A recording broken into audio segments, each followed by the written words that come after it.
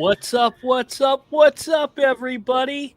Welcome to the Nerd Den. It is your host, Drew, the man with the most, bringing you this live entertainment.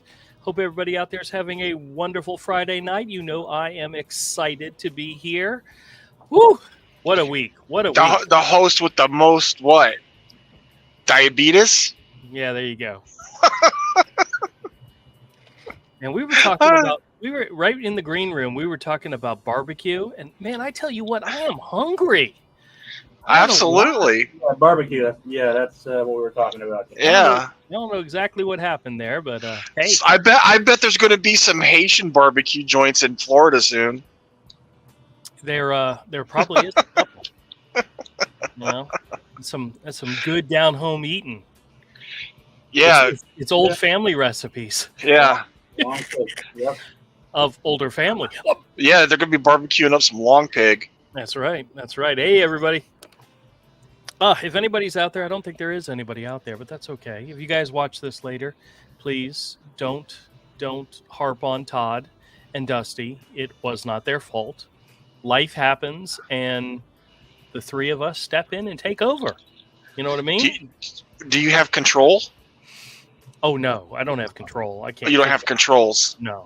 Oh, that's a shame. So Yeah. I could say really horrible stuff, and there's nothing you can do. You know what's so funny? I was just gonna say, let me show you some of the stuff that I won on auction last night, and I can't because I can't accept the present. I can't. I don't have the controls. Oh my gosh! Yeah, so I can't show you guys anything. But needless to say, I won. I won a whole bunch of the Eternal 1970s Eternal run. Yeah. Sorry. They're fantastic covers, dude. I just absolutely love some of those covers. The story, characters, they're better than the movie. All right, they're way better than the movie. That doesn't take much. Stephen Platt Moon Knights are better than that movie. Yeah. Oh, speaking of which, I bought 2 comics today when I went by the store. I had an opportunity, and you know what's so funny? Avery will not find this funny. He will understand this completely. I went by the gay section. I mean, the DC section. And then I went by the shit section. The Marvel section. And didn't find a single thing on either of those 2 sections that I wanted. So I ended up buying some independent comics, and I was really happy with my purchases. I haven't had a chance to actually sit down and read them yet, but I did pick up 2 books that looked interesting, and I did pick up. It would be, you know what? At this point, it'd be more manly to pick up back issues of Playgirl than modern Marvel or DC. There's actually a comic book store in my area that actually specializes in that. There's this place on US 1. The fact that you know. Oh, I know. I will occasionally still buy a physical copy. A Playgirl? No, not since I got the internet. Okay. Yeah, I didn't need to spend money on that. I'm just saying that Burt Reynolds issue changed my life. No, I'm sure it did. I'm fairly certain Mushroom Ride took on a different meaning for you after that, but we'll say but no, it's like there's a place near me that well, not near me, but it's not that far away. You know, it's a comic book store. You know, he has back issues. It's kind of a little hole in the wall. He's also got old fantasy novels, which I like, and he's got like tucked in a little back corner a bunch of old skin mags. You know, Hustler, Hustler, Swank, Top 10, that sort of stuff. Yeah, basically, Swank. if you came of age in the early '90s, before the internet was a thing, you will probably have an experience of like standing in a convenience store trying to screw up your courage to buy one of these works of fantasy. Let's just say. Yeah. And in my case, getting yelled at by the clerk when I was there for over an hour, and I didn't have the guts to pay for it because I couldn't find a moment where there was no one in the store, so I could run in and pay for it and run out. But yeah, I'd just walk in and buy them. I didn't care. I unfortunately I did back then. But yeah, but no. Apparently he has a whole bunch of back issues. So I asked this guy who buys this stuff now that we have the internet. Apparently there are. He says they're basically old guys who don't really like the internet. I just hold on to it for them. But yeah, apparently they're look, if you can make money selling back issues of Wizard and and whatnot, that would actually be a good name for a magazine, Wizards and Whatnot. For if you're a Harry Potter fan, you can make money selling back issues of Smut. Basically back issues of Smut. I mean, yeah. Well, it doesn't really age very well. What was sexy back in the 80s and 90s is maybe like 1980s Bush is somebody's thing. I mean, everybody. I mean, there's something for everybody. So maybe it's their thing. Man, big hair, big Bush. It's dude. Todd's gonna talk when he sees the recording for this. No judgment. I'm not judging. I don't think either. Whatever. So, of the 2 comics I bought, I wanted to show them to you guys. Does either one of them have big bushes? I don't think so, but maybe. Oh, that's why you need a good Conan comic for. And by Bush, he actually means like the former president of the United States, George Herbert Walker Bush, and George W. The first one is from Boom. It's called I Heart Skull Crusher. I don't know anything about this book. It's called I Heart Skull Crusher. It's got a very manga-esque look to it, but it's not. The artist is Alessio Zana, which I don't know anything, about the artist, but it's got a very manga feel to it, but it's with kind of Americanized, but with manga influences. With the mangoes. Yeah, but it's definitely. This is the kind of book that I could see Rommel illustrating, his style would work well for this type of story. But I'm looking forward to reading it. And but Rommel would definitely draw like, okay, do a manga version of Black Kiss. That's a Rommel book. Yeah, that's true too. The other book I picked up was by 2 creators that I really enjoyed their last venture together from Image Comics. It's Rick Remender and Bengal. They did Death or Glory, which was a really beautiful looking illustrated series, but this is called Napalm Lullaby. And so far, just checking it out, it's kind of a futuristic one, post-apocalypse type of thing. But Bengal's art is freaking incredible, and I'm looking forward to sitting down and reading it because it's got a lot of anime feel to it as well, manga feel to it. But at the very beginning, there's like guys in cyborg robot armor, battling, and cool looking book. So I don't know anything about either one of these books, and I'm looking forward to checking them out, giving them a read, and seeing what wonderful things I can find in there. But once again, I completely skipped the DC and the Marvel stuff because there was nothing there of interest.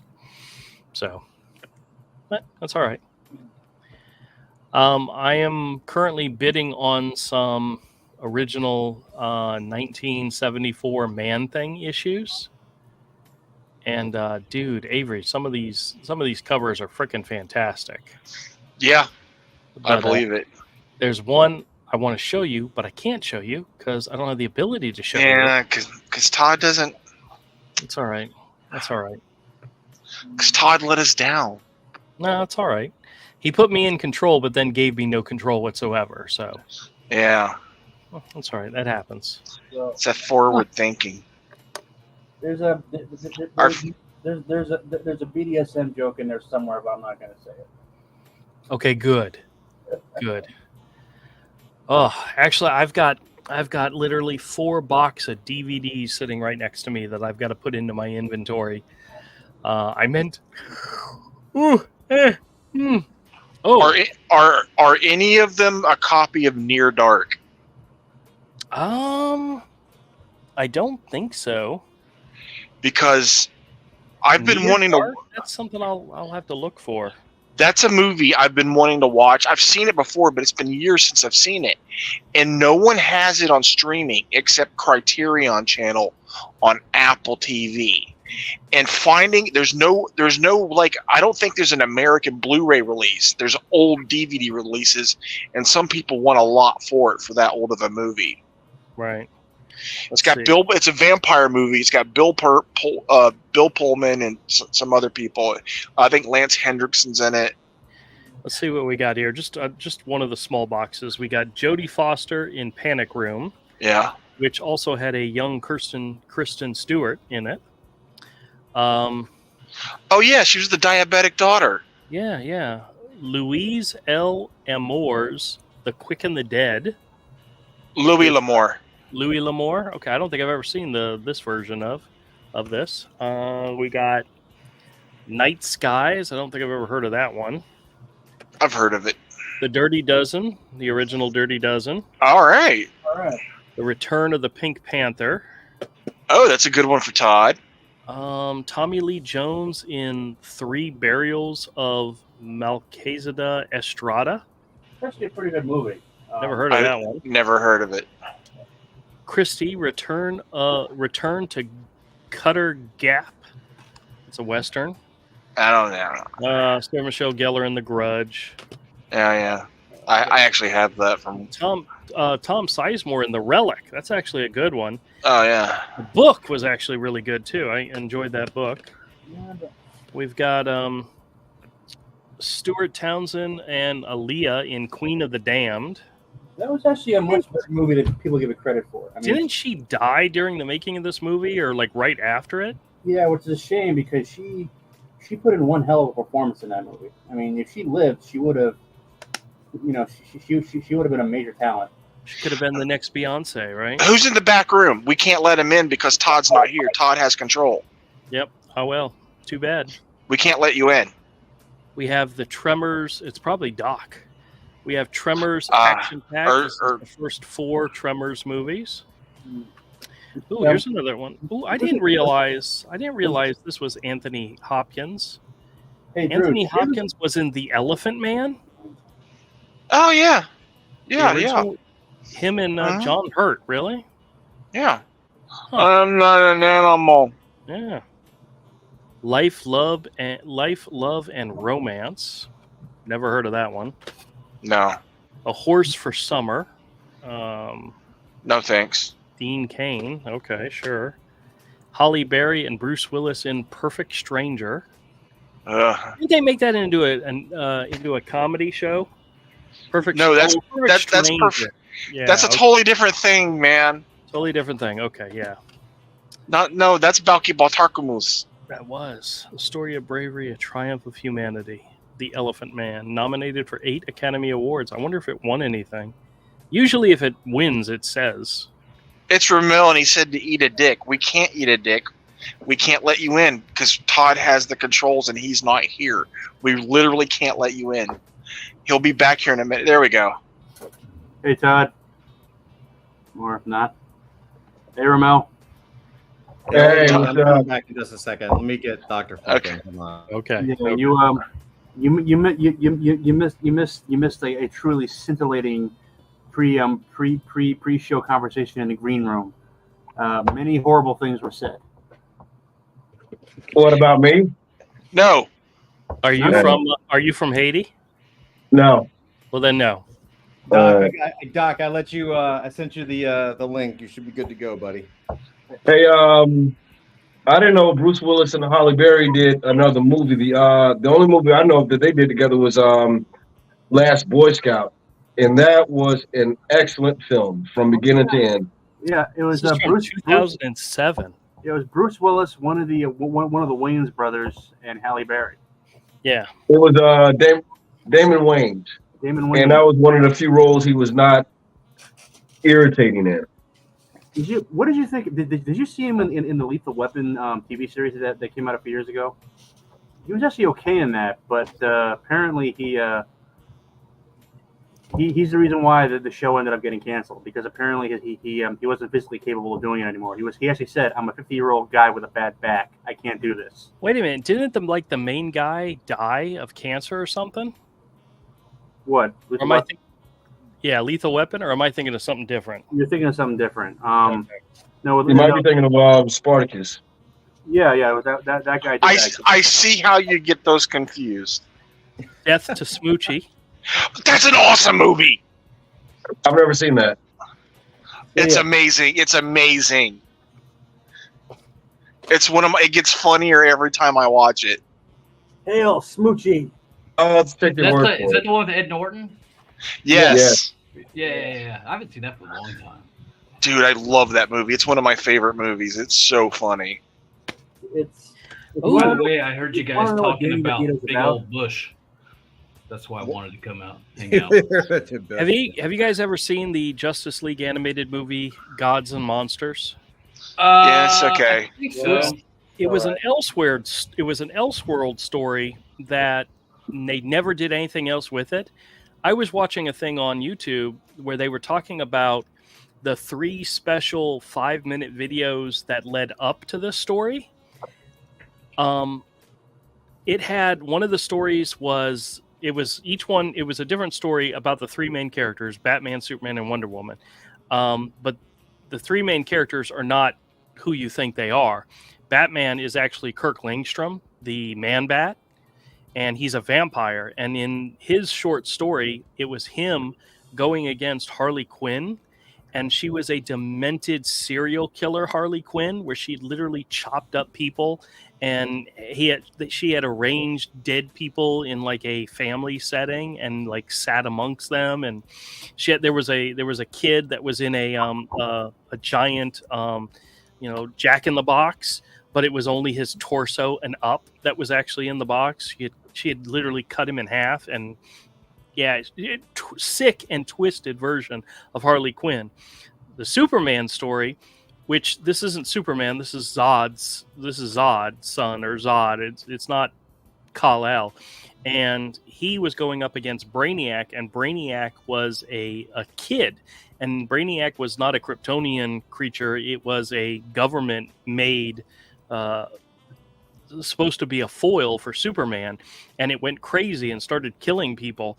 And when he finally goes to destroy it, he finds out that it's really just a little kid, and the kid's crying because he knows how horrible his powers are and that he's hurting people.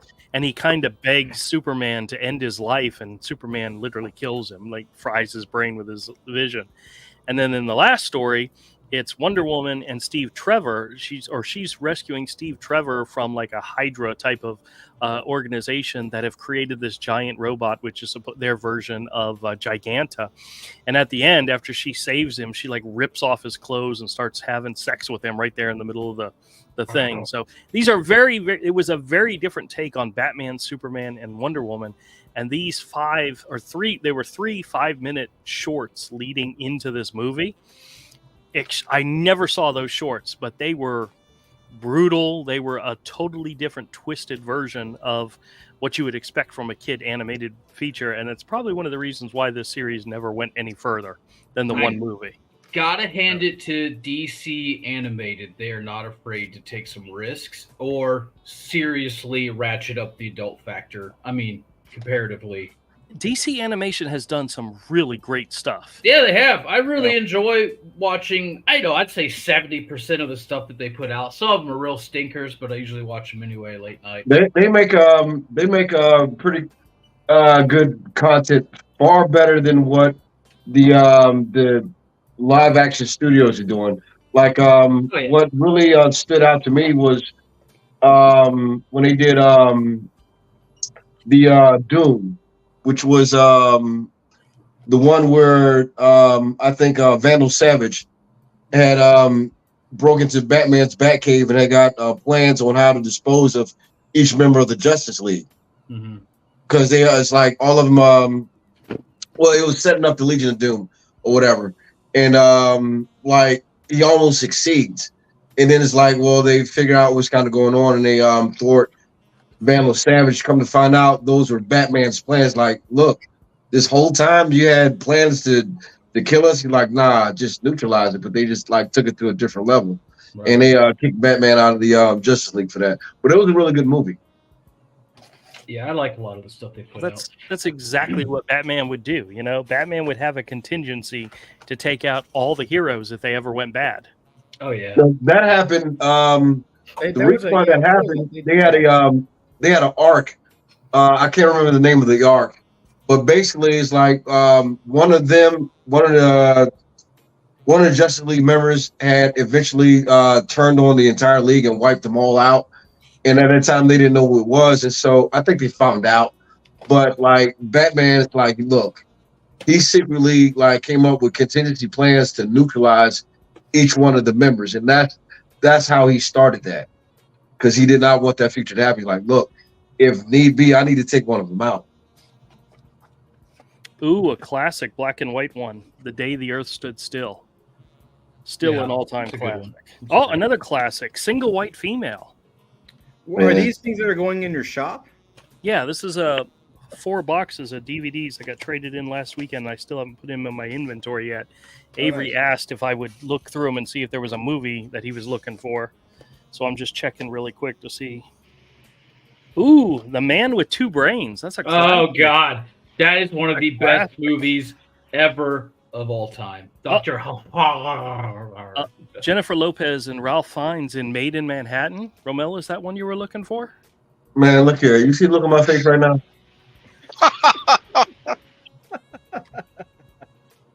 The fuck? Made man. Danny Glover, Lily Sobieski, and Steven Sobieski in Night Train. I don't think I've ever heard of that one. I've heard of Meat Train, but not Night Train. About Midnight Meat Train with Vinnie Jones in it. Yeah. Sorry, It was him and Bradley Cooper was in it. Yep. The Yeah, it's a photojournalist. Yeah, Clive Barker. The Big Lebowski. You know, I've never seen that movie. Neither have I. That's a good Yeah, I movie. mean, it's a classic movie, but I've never seen it. Avery's in it. John Goodman playing Avery is, or I guess Avery playing John Goodman's character was the inspiration for Carl. There's It's an awesome some movie. accuracy there. The character that John Goodman plays in that movie is like if I was gonna cast if I was making the Nerd Den movie, I would have John Goodman playing that character as Avery because he's just fucking awesome. You've never seen any of this character at all, like this movie? I've never watched that movie either. Oh my god! No Okay, way. hold on for a second. Hold on. Hold on. Ultimate Avengers, the movie. Yeah, Marvel doesn't do a really good job with their animated movies. They're not really trying to catch up to DC, but No, they don't do as good a job at all. I don't think I've ever heard of this one. Abigail Breslin, Alexander Ludwig, and Wes Bentley in Final Girl, a film by Tyler Shields. Yeah, that was Got a yeah. chick with an axe. In between I've heard two guys. I've heard of it. I've never watched it. That But that came out a few years ago. It's kind of it was supposed to be a parody of horror movie tropes, like how in if you watch slasher movies like Scream, for example, there's always that one girl who survives to the end. She's the final girl who ends up killing the killer. And The hunted becomes the hunter. yeah, something like that. yeah. Actually, I think I've seen this movie. The images show guys in suits running through the woods with axes. Okay. How about 3,000 Miles to Graceland with Kurt Russell and Kevin Costner? That was a good movie. That's a good That one. was a good Yeah. movie. Okay. Yeah, like It had the middle kind of had a flat spot, but yeah, it was that was a pretty good movie. The shootout in the casino oh, was that was an amazing. like one of the better gunfights in cinema. Better than Heat? No, nothing beats Heat. he is Nothing beats amazing. Heat's awesome.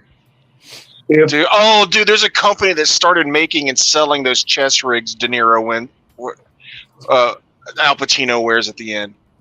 So I got a couple scenes. This one is not at Avery because he's not dressed in Avery's gear yet, but it's pretty funny. It's your homework, Larry. Is this your homework, Larry? Look, man. Dude, please. Is this your homework, Larry? Ask him about the car, man. Is this yours, Larry? Is this your homework, Larry? Is that your car out front? Is this your homework, Larry? We know it's his fucking homework. Where's the fucking money, you little brat? Look, Larry, have you ever heard of Vietnam? Oh, You're entering a world of pain, son. We know that this is your homework. We know that you stole a car. And the fucking money. And the fucking money. And we know that this is your We're homework. gonna cut your dick off, Larry. You're killing your father, Larry.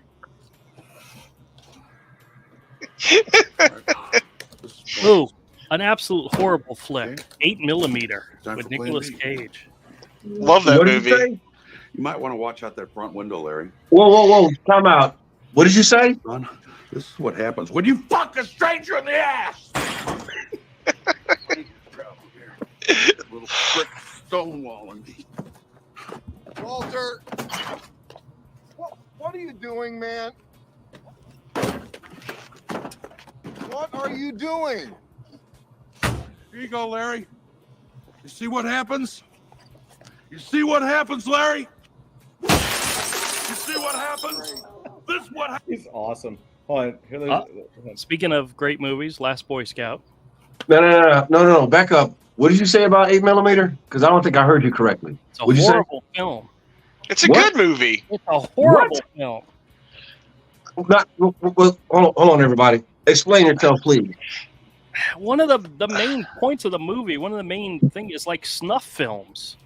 You know, whether or not real or not. What's the whole point of it? Yeah. I think Andrew's saying that he only likes them when they're real. Yeah.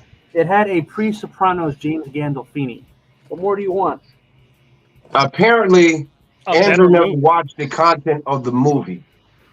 It has a deeper, darker theme to it. And it's funny that you mentioned that because I had a long discussion about the film, I want to say over a week ago. What it is, you have Nicolas Cage in one of his finer performances. Remember, he was a private eye. And the lady had hired him, well, her assistant, whatever that guy is, had found him to find that girl in the snuff film. And the thing about his character was that he was unfamiliar with that particular world. So what he had to do was he had to descend down into a world of degradation. And he couldn't do that by himself. So that's why he got Joaquin Phoenix. So even with his help, they still couldn't go deep enough into the very vile of that particular world. But eventually they got there. And it kind of dehumanized Nicolas Cage along the way.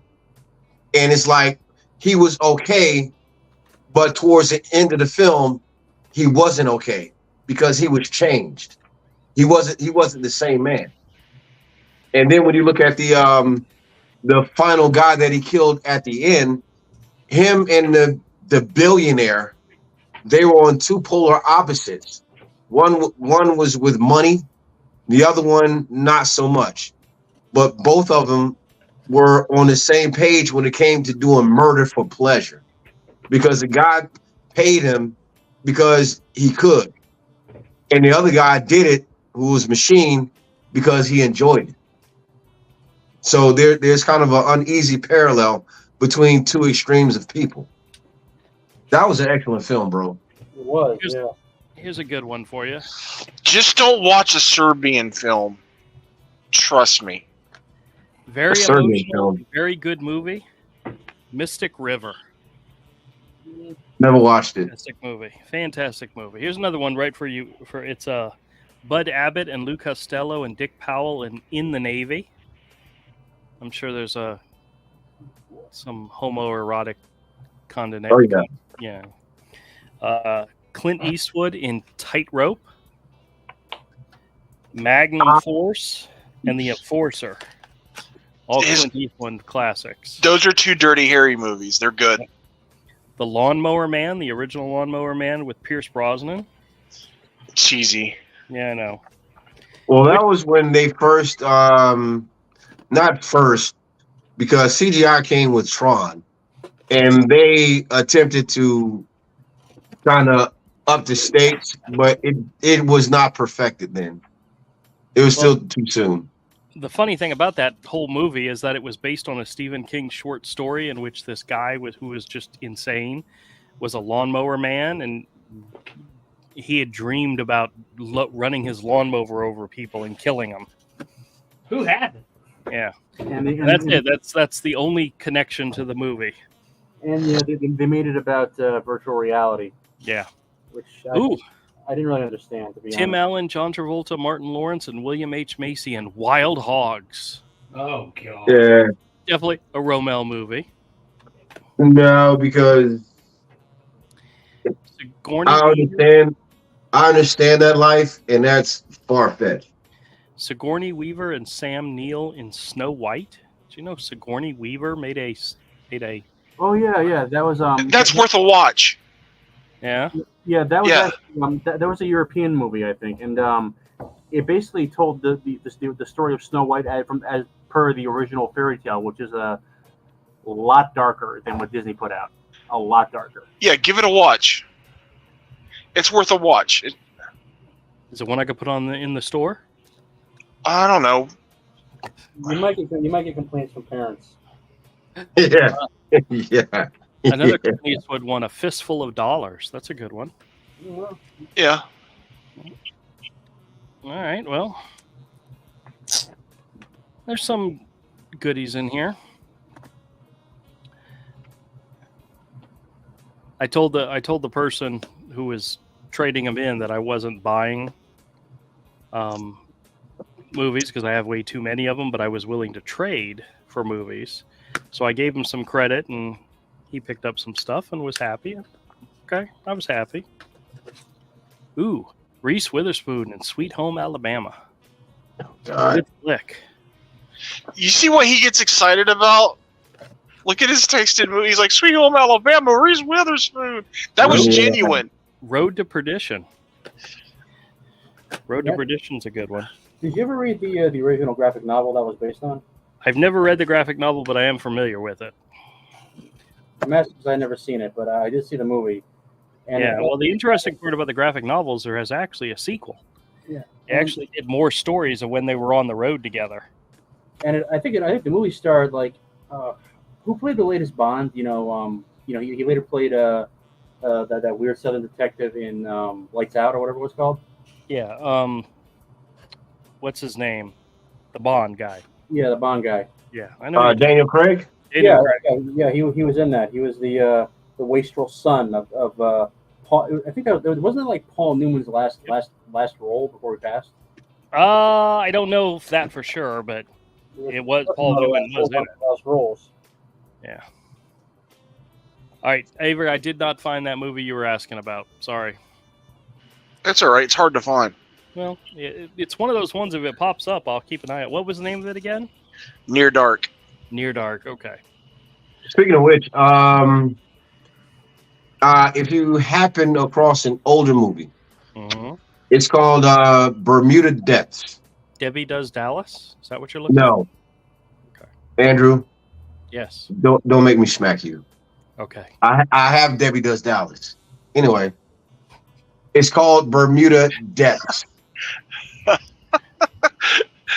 Bermuda Debt? Depths, like the depths of the ocean. Depth. Okay. That's Yeah. not one I've ever heard of, but okay. How about Yeah, it's a extremely early 80s movie. Like early 80s, like 81, 82 maybe. Because Carl Weathers is in it. And Okay. well, yeah, it is before Rocky fame, but he was still in shape. So it was a weird film about these two kids that was on an island or whatever, and they were in love and whatever, so they got separated. And like later in life, the girl, she was she was older, and she was on a ship, and the ship had hit a storm, like a really bad storm. So everybody on the ship knew they were going to die. So they started praying to God, except her. She prayed to below. They just said, I guess, the devil, whatever. So the devil came and took her spirit and bonded her with something. I don't know. It's a weird story. It's been like years since I've seen it. And she comes back with this like demonic like turtle, like one of those Galapagos turtles, but big as Godzilla like type shit. Okay. It was a weird story. Really weird. Okay. Lock But it if you happen that let me know. I like weird shit like that.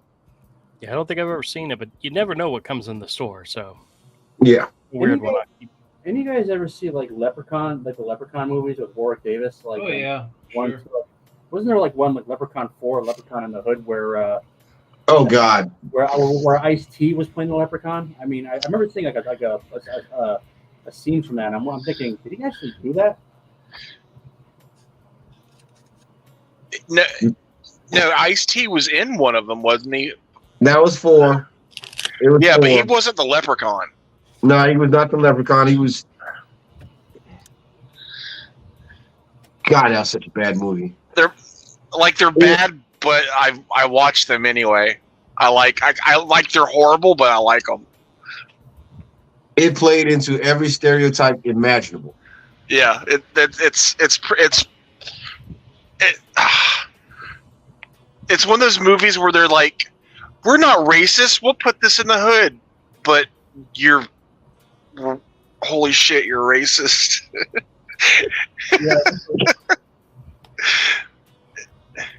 Like when you try too hard not to be racist, you just turn out to be racist. It kind of makes sense. Jordan Peele when he started making movies, kind of like was able to deconstruct that kind of movie, in a way that was really interesting. Yeah. Like Get Out. I mean, not Get Out. The one that made his name. The one about people stealing bodies. The first one. That was Get Out. Yeah, I've only seen bits of that, but it's on my watch list. Although I've heard that his latest one, like called like Look Up or whatever it is, it apparently doesn't make a whole lot of sense. Well, he did 3 films. The first was Get Out, which he really made a name for himself. Right. The second one was Us, and there was a third one he did. It was on my Amazon. It was about aliens or whatever, something like that. Yeah. I can't remember the name of it. Us. Steven Yeun in it. No, Us was the one with the doppelgangers, which is not plausible because there's no freaking way that doppelgangers would take over the entire planet with the amount of guns that Americans own by themselves. That would never happen. Yeah. So that you can toss that shit out the window. Like, no, there's no fucking way. No. Well, kind of on a related note, wasn't like didn't they try to do that again with like they cloned Tyrone on Netflix?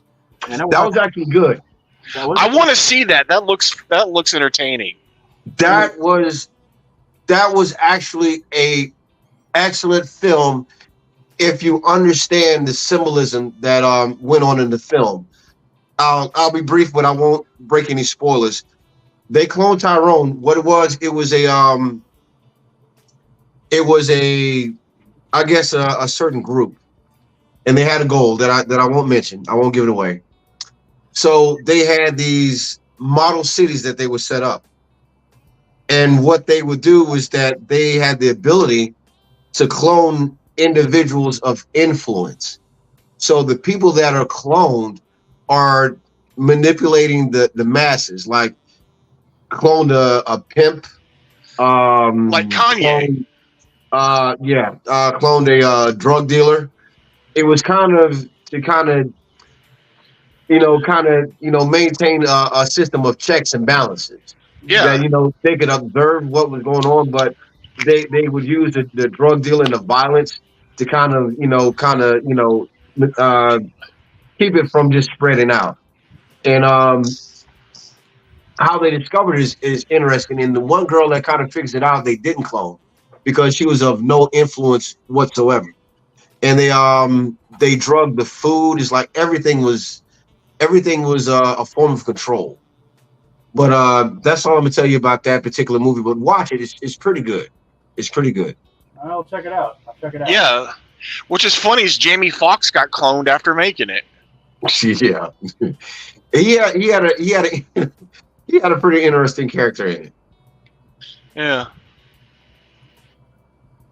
Yeah, there's a couple of implausible plot holes in it, but still, I enjoyed it.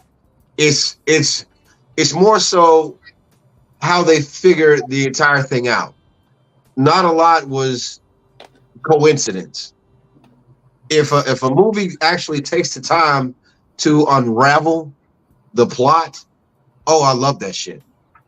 But if it's just poorly conceived and the execution is weak, I'm not into it.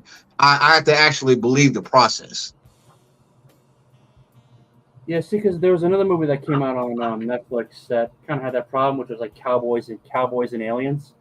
Yeah. You know, the one with like Harrison Ford and again, Daniel Craig. Yeah, and it was kind of like snake. I think it was like snakes. It was like Snakes on a Plane. You know, it was someone came up with a title and then did a movie around it, but there just wasn't enough there to really make a movie. It was a comic book. Really? Make Ferrets in My Pants movie. First. Wait, was it seriously a comic book, or are you just saying that? Nope, it was a comic. Oh, really? And the crazy thing about it is the company that produced the comic did some really sneezy, sleazy manipulations of the market in the fact that they produced a whole crap load of comics and then sent them to stores literally for free in order to say it was a best-selling, like a huge ordered comic, in order to get to sell the rights for the movie. They literally deceived the production company, making them think that it was this big, huge selling comic when it really wasn't, because they literally gave them away for free. Every store all across the country had numerous copies of that book sitting on their shelves for forever.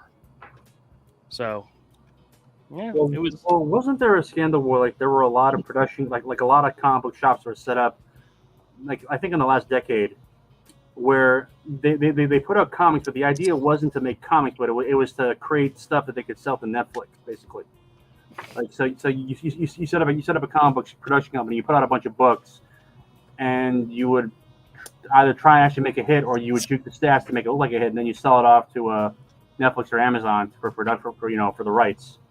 Well, a lot of comics get opted to be made into shows and movies before they even hit shelves, before they're even put out.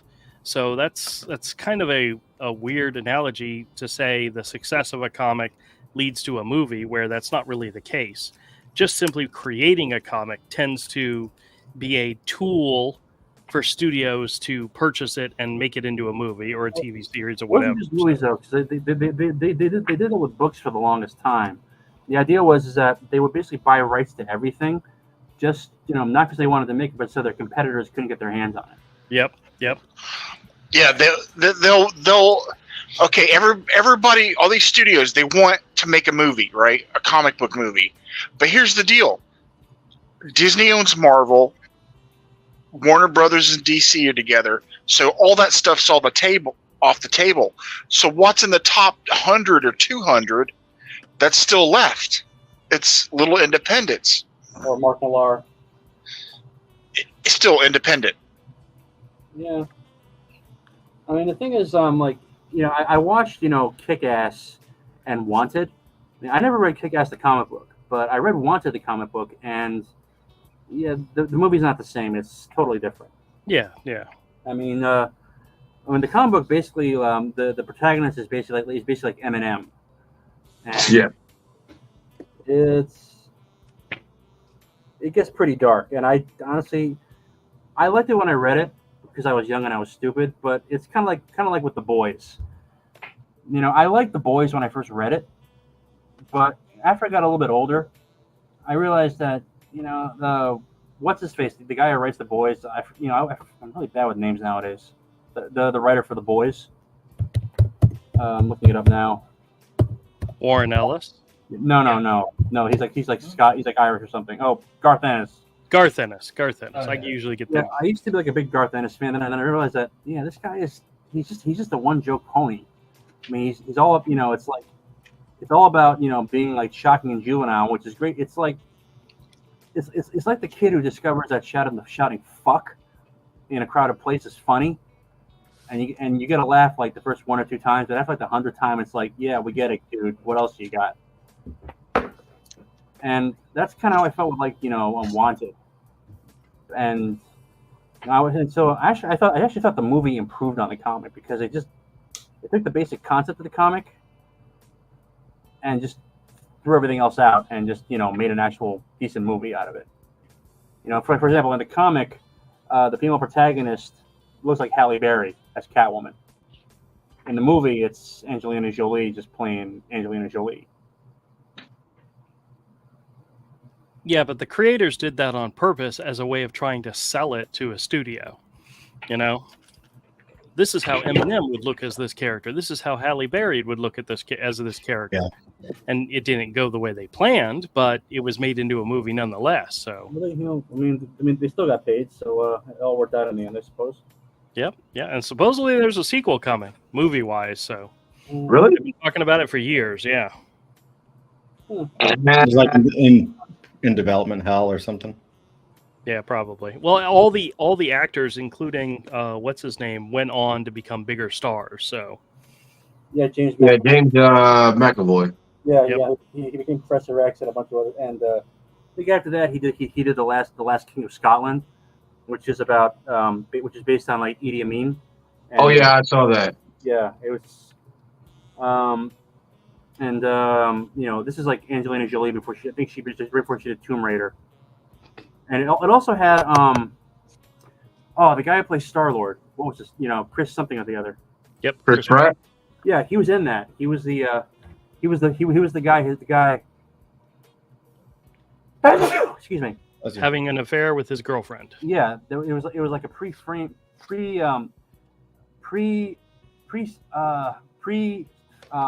big time Chris Pratt. Before pre Public Works Chris Pratt or whatever that show was called. What movie was this? You mean Community Public Works? Yeah, pre-Community or whatever. No, not. Was he in Community? He wasn't in Community. He was in Parks and Recreation. Parks and Recreation. Yeah. Yeah, him and Aubrey. Tim Pool put out a video today. Tim Pool put out a video today where he's talking about, I think it was Watchmen, and then he starts talking about a scene from Watchmen the movie in which a little girl is wearing a Guy Fawkes mask and she's running through the streets, and then all of a sudden the cops shoot her, and then all of a sudden all these people in Guy Fawkes masks come out and they cut away right as they're getting ready to jump the cops. And he's talking about Watchmen, and I'm like, you fucker, that's Viva Vendetta. Quit mixing up your references, god dang it. Honestly, Tim Pool's kind of, he's so in other words, when you guys do it, it really, really, really breaks my heart when I hear you guys mix up your movie references. Well, first off, dude, I've only had 5 hours sleep, and I've got some other stuff going on that's kind of like I'm eating up a lot of mental space right now. Doesn't it hurt you, Romel, when you hear somebody mess up a movie reference? Granted, it happens. We do it all the time, but it just breaks your heart when it happens. Depends, but it didn't bother me as much as somebody saying that 8mm was not a good movie. That was pretty blasphemous. While owning Fantastic Four still bookcase. Do you know what other movie? Really affected me? That is My Little Pony. Not a good movie. Sisterhood of the Traveling Pants. The Paul Walker movie, Running Scared. Your Magnolia. Beaches. Running Scared was Fried Green Tomatoes.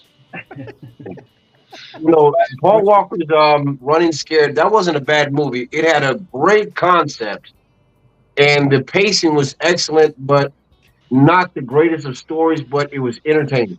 The whole thing with the couple that kidnapped and abused children Yep. disgusted me so much. And every time I see that one guy, that one actor in a movie, I think is that pedophile piece of shit. I hope he dies. And he could be in a comedy show, and I think he's a horrible, horrible individual. Because I think of that movie.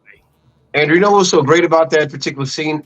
Remember when the boy was in the bathroom, and they had like a opaque door to where you could see a silhouette on the other side, but not clearly. And the actual silhouette was demonic in appearance. I don't remember that specifically, but okay, I'll go with it. I do. That was a great little nuance that was kind of foreboding to what was going to happen. And it's like the what I thought was funny, not that that's funny, but the fact that the husband bitched up, and the wife was totally it's like she was in charge of that whole thing. Oh, and do you remember who the wife was? I've seen her in she was the one who in The Party. She was in The Party. Yeah, but she was also in not The Shining, the Psycho TV series. She played the mom in the Psycho TV series. Never saw that. Yeah, and you watch her in that, and she's becoming a more mature woman. Yeah, and then you see her in Running Scared, and there's like in the very beginning, there's like a sex scene with her, and it's like, whoa. Yeah. That's Mrs. Bates right there, getting all nasty, But no, but what I love how is that whole thing ended, where she has them both at gunpoint. Yeah, and she's on the phone with 911. She's like, "Yeah, I heard shooting," and they're like, "Huh?" And she shoots both of them. Yes, that was a very, very redeeming part of that part of the movie. Well deserved. The whole setup. This nice couple inviting these kids into their home, and then when you get there and you see all the extent that they go through to torture children, and it's just what? They had that closet with those dissection tools, like those saws and shit. Yeah, and they Todd in the movie these what movie sick is this? Twists, Running Scared with Paul Walker, which it has nothing to do with these scenes. It has I forgot what the whole thing was, but he like owed the whole thing was about that gun, because remember Paul Walker was undercover, and they got no, he wasn't undercover. He wasn't a cop. He was just a regular dude. I think somebody murdered somebody with a gun and gave it to him and said, "Hey, you hold on to this gun," and the kid got the gun and did something with it. So he had to go find the kid. And the kid was like this runaway kid who was a friend of his son's. And they got... No, he was, because it's like it was a neighborhood kid. And the guy that played Rasputin in Hellboy, that was the father, the Russian guy that was he was obsessed with the Duke, John Wayne, whatever. Yeah. The bottom line, and he was abusive.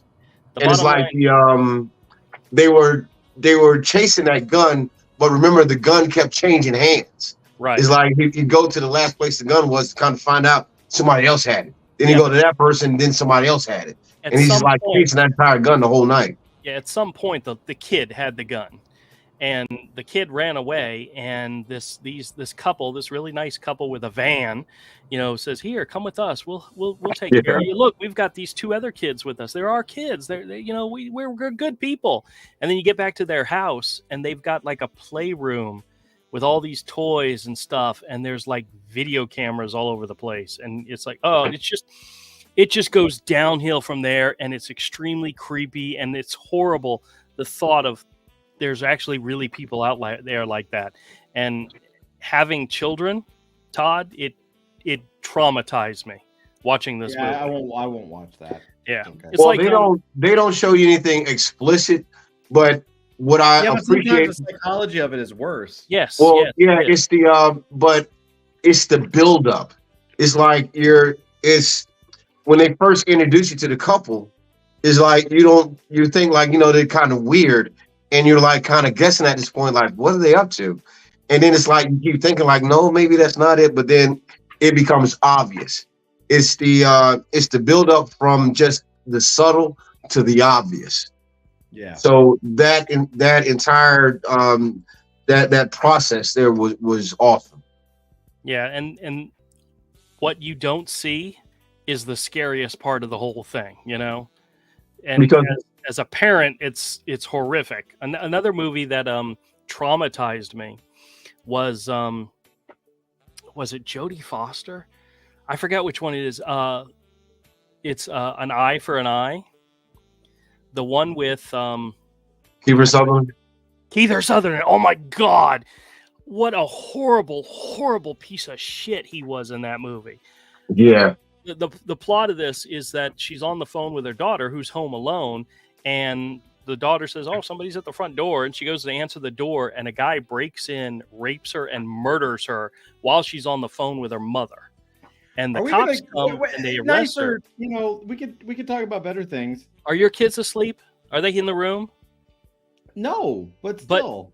And the guy gets off. He gets off, and he doesn't go to prison. He gets released because on a technicality. And this is another movie that horrified me as a parent. Running Scared, Eye for an Eye, and Driving Miss Daisy just horrified me. But I mean, honestly, Andrew, in comparison, you could say that I was just kidding about that last one. That was Eye for an Eye, that was a precursor to Law Abiding Citizen. Oh, that one didn't have that emotional sting, but I know what you're talking about. You definitely, Yeah, it kind of did, because you felt validated only in the deaths of the two perpetrators, because they broke into his house and they assaulted him and they attempted to kill him, and they violated his wife and killed the daughter. So, children or not, that's unacceptable. And when the first guy got electrocuted, you felt good about him dying in the manner in which he did. Like, yeah, but you felt even better with the other guy when he got cut up into 20 some pieces. And it was the poetic justice, because right before he dismembered, while he's doing all that, remember he rigged that one mirror over him and said, "Look, my wife and my daughter, they get to watch." And he's like, "Yeah, it's paralyzed you, but it does nothing for the pain. It's tetrodotoxin is what he uses." And if y'all are, if you know your movie history, the first movie to introduce tetrodotoxin was Serpent in the Rainbow. Oh, dude, that movie's fucking radical. Yeah, that's another one I've been wanting to watch again. Weird as shit, but watch it again. That's our first introduction to tetrodotoxin, because they talk about it's isolated in the in a Caribbean fish, and they know how to manufacture it. They've isolated the properties, because Bill Pullman was in that movie. That was a pre-Independence Day Bill Pullman. He was the guy that the pharmaceutical company sent down to Haiti, whatever, to investigate that particular drug, and he fell into the voodoo culture and stuff like that. That was a super weird movie. Oh, now we're back to Haiti again. Hey guys, check this out. I've been going through, I went to that Comic-Con and got my Chris Claremont thing, so I've been going through some old boxes. Remember this Wizard cover? Oh yeah. Here, hold on. I'll zoom in. That is Frank Miller. Frank Miller, yeah. Batman Spawn. It's awesome. Cool. Beastie fucking cover, man. That's awesome. Yeah, can't go wrong with that. I found a bunch With of stuff. two moons. Yeah, that was the two moons. Do you know the story behind that? Mm-mm. I believe that Tom McFarlane's talked about this. I believe that he drew it first, and he kind of drew the Spawn area and drew the moon, and then Frank Miller was like, "Nah, fuck it," and just drew another moon. Oh yeah. Like just didn't care. Well, why not? I unearthed a bunch of stuff. Like there's XO number 0. Oh, that chromium cover, Joe Quesada. Just fucking slaps. Yeah, So dude. nice. I love I have a that lot of chromium. this. I got Bloodshot number 0. Oh, those Oh, covers. those are so good. And these are all like very crispy, minty fresh stuff. Just some classic stuff. So I have stuff from before the time that I recall really buying comic books. Like I got a whole bunch of old X-Men books. You know, some Oh, that's a classic good issue. covers there. Dude, those look like pretty good condition, man. Yeah, some of them are. Like this seems like a key issue. Don't know anything about it. Stuff still in poly bag. Oh yeah, that's Kubert. Yeah. Whoa, whoa, whoa, whoa, whoa, whoa, whoa, whoa, whoa, whoa! That's the first worth appearance of money, Cable. bro. I know. That's worth money. That's the second print of. This is. I'd have to get it pressed, but otherwise. But I think it had some printer errors. Like there's some marks. It looks like where the dye was cutting pages through part of the book, but Yeah. That's money right there, buddy. I know. Yeah. Not as worth as much as you think. But okay. Really? It's the Yeah, second whatever. printing is not worth It's anything? the second printing. It's the the second second printing. printing. Yeah, but Yeah, I the second already- printing aren't. Wait a minute. I thought some of the second printings were like had value. All right, give me a Look- minute and I'll tell you. Hold Look on. it up. Fire it up. Some really cool. Let's see. Well, I found my Max number 1. Oh, nice. So nice. I got all my Spider-Man run. I found Ghost Rider, which I really actually enjoyed reading. Whole bunch of Dark Horse Presents with Oh, yeah, Concrete. classic. I got like a couple, got several of these. A 9.4 ungraded second print is $18. Oh, okay. Oh, You know what? That's all right. No, it's That's still okay. yeah. It's still cool. A first Right? print is 170. Yeah, So, yeah. Some cool Kubert covers. Yeah, that's nice. God, Um, you got some good books, man. Yeah, man, got some. I don't know anything of what's going on there. I like this cover a lot. Alien versus Predator. the Oh, one that's a that's cool cover. the one that's the Jackson Which I, Dice. which I wish I knew I had, because I have this whole. This is what. Yeah, I've got like a whole bunch of these. I should have taken. that's a Claremont. Bolton cover, right? Huh? Yeah. Yeah. Yeah. The The Bold Wolverine- cover and Claremont wrote it, and Jackson Guys drew it. The Wolverine Oh, issue wow. that's worth a lot right now is issue number 88. It has Why? Deadpool on the cover in silhouette holding Oh, that's two the swords silhouette up. one. Yeah. Yeah, that one's Checked it. that one's a pretty penny one. Check this out. This is interesting. I don't know where I actually got this. Maybe I just bought it out of a bin, because this is from 1986. But it's this Anything Goes Ninja Turtles. Oh, I don't cool. know, I don't know anything about it, but it's all color. That looks Really pretty good cool, shape. man. Really good shape, though. I'll have to go back and check it out. I can't find my actual. It's probably in another box. Got some Tick. I've got all the Tick, the original run of Ticks too. Spoon, not the Yeah. face, not the face. This has some trading cards in there too. Oh, that's Kind cool. of cool. Nice. Yeah. Also, like Chainsaw Vigilante. It's another New England comic thing. Number 1. Is this the first issue? Is this the first appearance of Bishop? I'm assuming. Yeah. Yes. Okay. Yeah. Got that. Whole bunch of like Rob Liefeld. Like I've got Youngblood, Zero. You know. Where's this one, man? This is like the epitome of. Oh, this is a cool cover. This is And that's not the this- value. That's the issue number. Yeah, Eric Larson cover here. Oh, dude, those books. I love that Eric Larson run, man. Yeah. Yeah, that's really, Yeah, really that was a great run he did on Spider-Man. yeah. Yeah, that was was that the Sinister Six run? No, that was the run after McFarlane left. Okay. You're thinking of his Spider-Man run. That was amazing. Spider-Man. I like Yeah. both. I like both his Amazing Spider-Man run. Yeah, because I think his run started like in 298, and it ended like 320, like 318 or 320 something. That's Something like McFarlane. Yeah. I have this. Yeah, the McFarlane run. This is a Wizard Presents Prime 1/2, but it's got this. It's got this like hologram sticker here, Oh, cool. and then behind it, it's got. I don't know if you can see this. It's got a certificate of authenticity and some other little book in there or something. Don't know what the hell that is. Don't remember them doing that. It's probably one of Wizard's things or something. Yeah, Yeah. it was. It was just some. I don't know. It's just kind of cool though. These are some really awesome, sweet fucking alien covers. Oh yeah, dude, that's great. Very, very sexy. I don't even know what the fuck that is.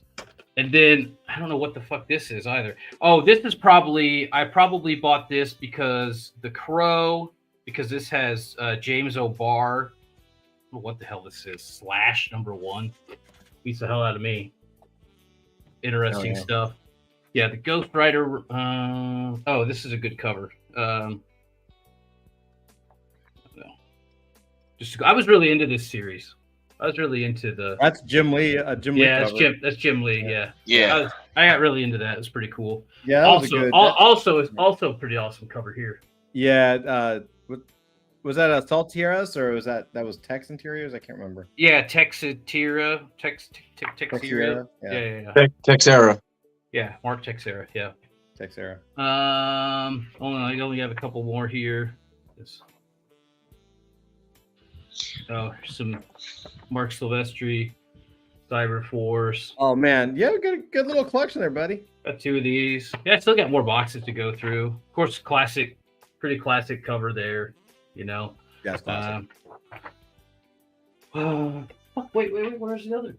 Where's this? I don't know. I had something else. Oh, remember I found my other trading cards, by the way, which this is etched as That's well. awesome. Yeah. And the thing I was trying to think of, it wasn't who the fuck, the fantasy guy. My brain's not working right now. I was thinking of I was like, he had it signed, but actually it was these Varga pinup cards that I had got. So I have a whole bunch of these, just like old school Varga pinups. They're super cool. nice. Yeah. I don't know. I think that's all I got. Yeah, so I've got a couple more boxes of crap to go through. But yeah, man, I'm going to have to go back and reread some of this stuff or some of these issues. And then I've got a huge stack behind me too that, Yeah, I'm going to be right back. I'll be right back. But yeah, I was kind of surprised. Got some better stuff than I even remember, I guess. There's a whole bunch of Shade the Changing Man in there too, which the series I absolutely loved. Yeah, those were good. Fuck, they were so good. Art's so good. Just like stories, just surreal and weird. I was like Dark Horse Vertigo kind of guy. I got into that stuff as I got a little older. Yeah.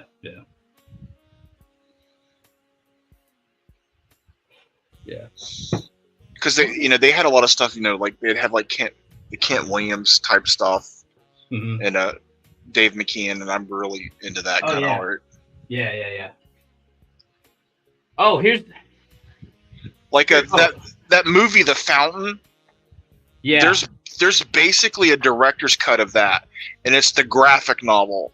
And it's art by Kent Williams, and that's really good. I had a hard time with that film. I mean, I really love the director.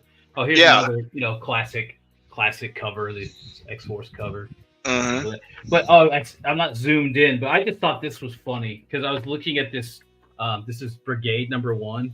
But if you look at the facial structure of every single one of these characters, it is literally the same with different hair. It was really, really funny. All the jaw lines. Well, fuck. I don't know. Maybe you have to zoom it in. All the jaw lines, everything is just like I either have stubble or I have facial hair. I think that pretty funny. Comes with this That's funny something a lot of cartoonists do. Is card in there too. Oh yeah, I know. Clearly, like Jim Lee, like Cyclops' face, and when he draws Batman's face and Superman's face, it's the same. Oh yeah. But I'm talking like every character on it. This is some other cool. I've never been a Fantastic Four reader, but this is a cool cover because it's got this cutout, and then it opens up to this big, like, splash page here. Wait, hold on. I'll put you larger. Yeah, this is fantastic. What's that? This is the 30th anniversary. Just something I probably picked up because it had a cool cover. It's got this, and then it cuts out. Oh yeah, the die cut. Yeah. That's actually like a $10 or $12 book right now because it's the first appearance of one of the Skrulls who was in Secret Invasion. The TV this series. is crispy. The die cut issue of Wolverine, where it's like like his Weapon X files, and it's slashed. It's like, oh yeah, nerded. I bought that. I probably bought 2 or 3. Yeah. Like when you were showing the X-Men cover. Yeah. Right. I think I still have them. I bought 2 of all of them.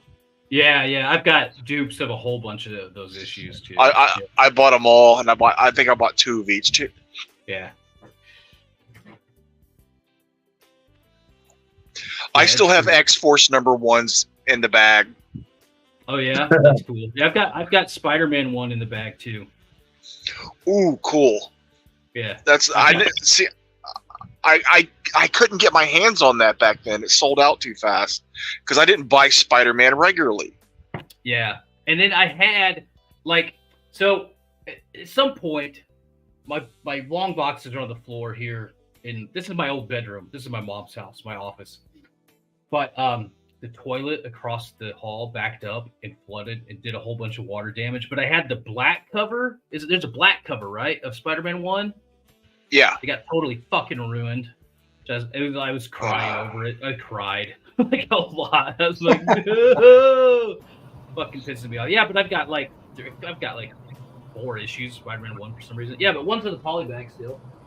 It's in that sack actually. Yeah, I think they had a couple different releases of #1. They had like a multicolor one, and they had like a black and white one. Yeah, that's the one I had that got ruined. Yeah, they had a versions with like silver webs, gold webs. Yeah. I had like black and silver. It was something like that. Yep. Yeah, pre-bagged, non-pre-bagged. Yep. I think mine is still in its original bag, I believe. Nice. Maybe I'll go through some of these other boxes for next week and see if I got any gems in there. I need to rebox them. They're all stacked right now.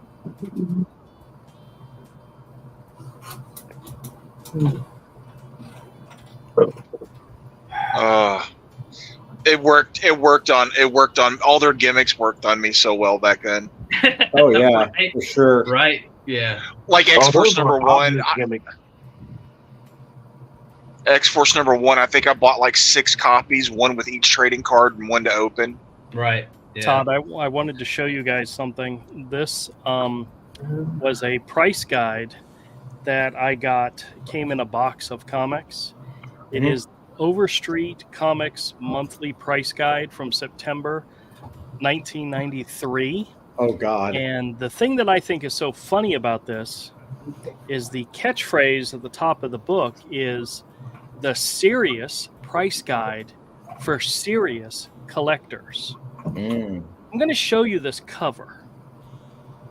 Is it what, Overstreet? Yes. And I want you to tell me how that is a serious price guide for serious collectors. That's pretty awful. I don't even know what that is.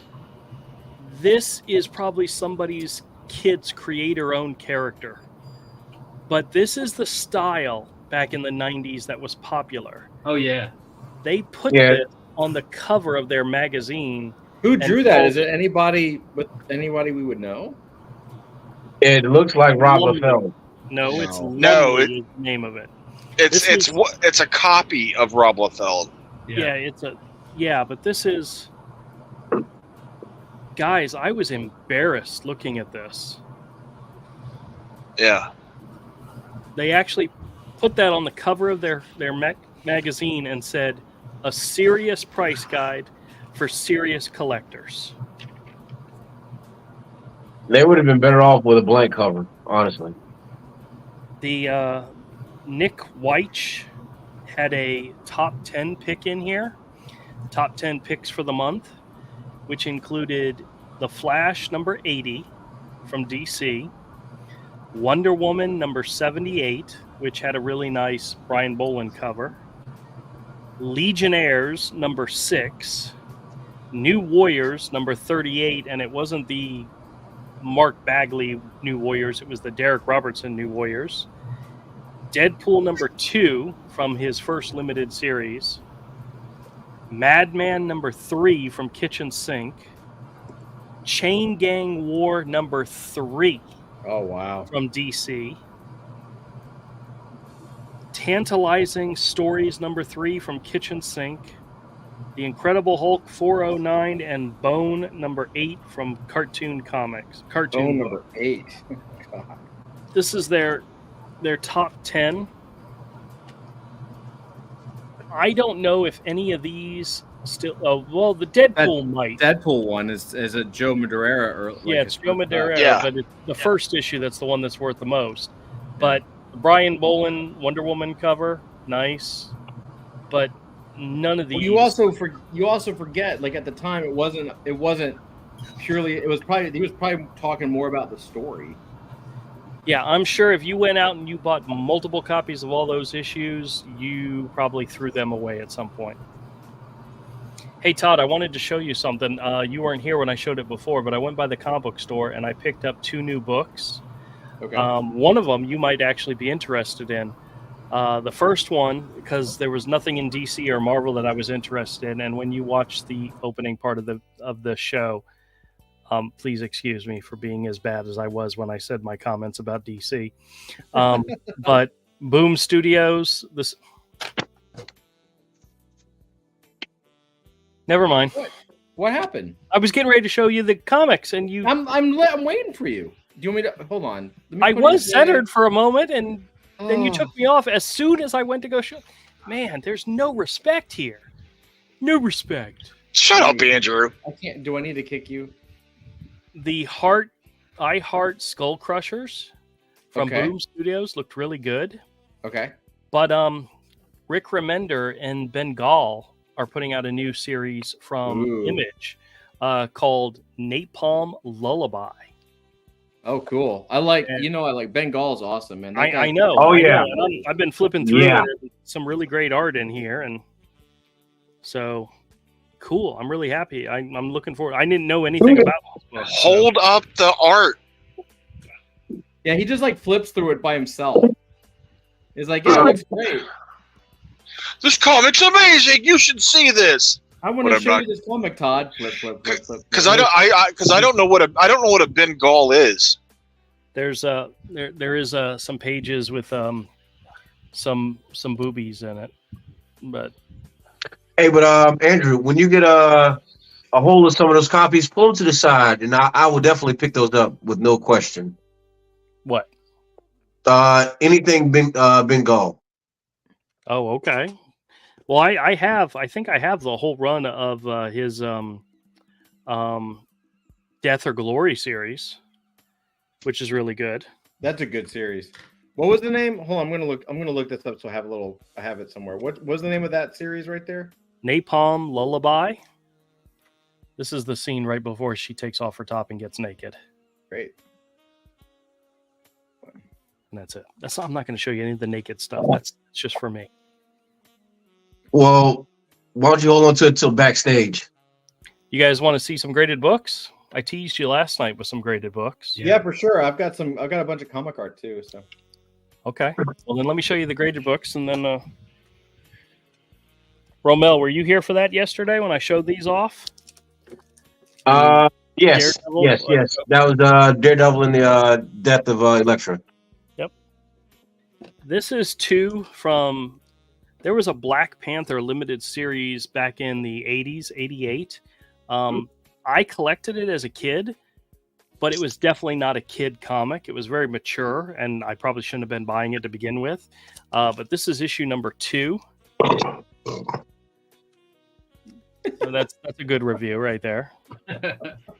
But the issue that I thought was great was issue number 3, and this has a Klaus Janson cover.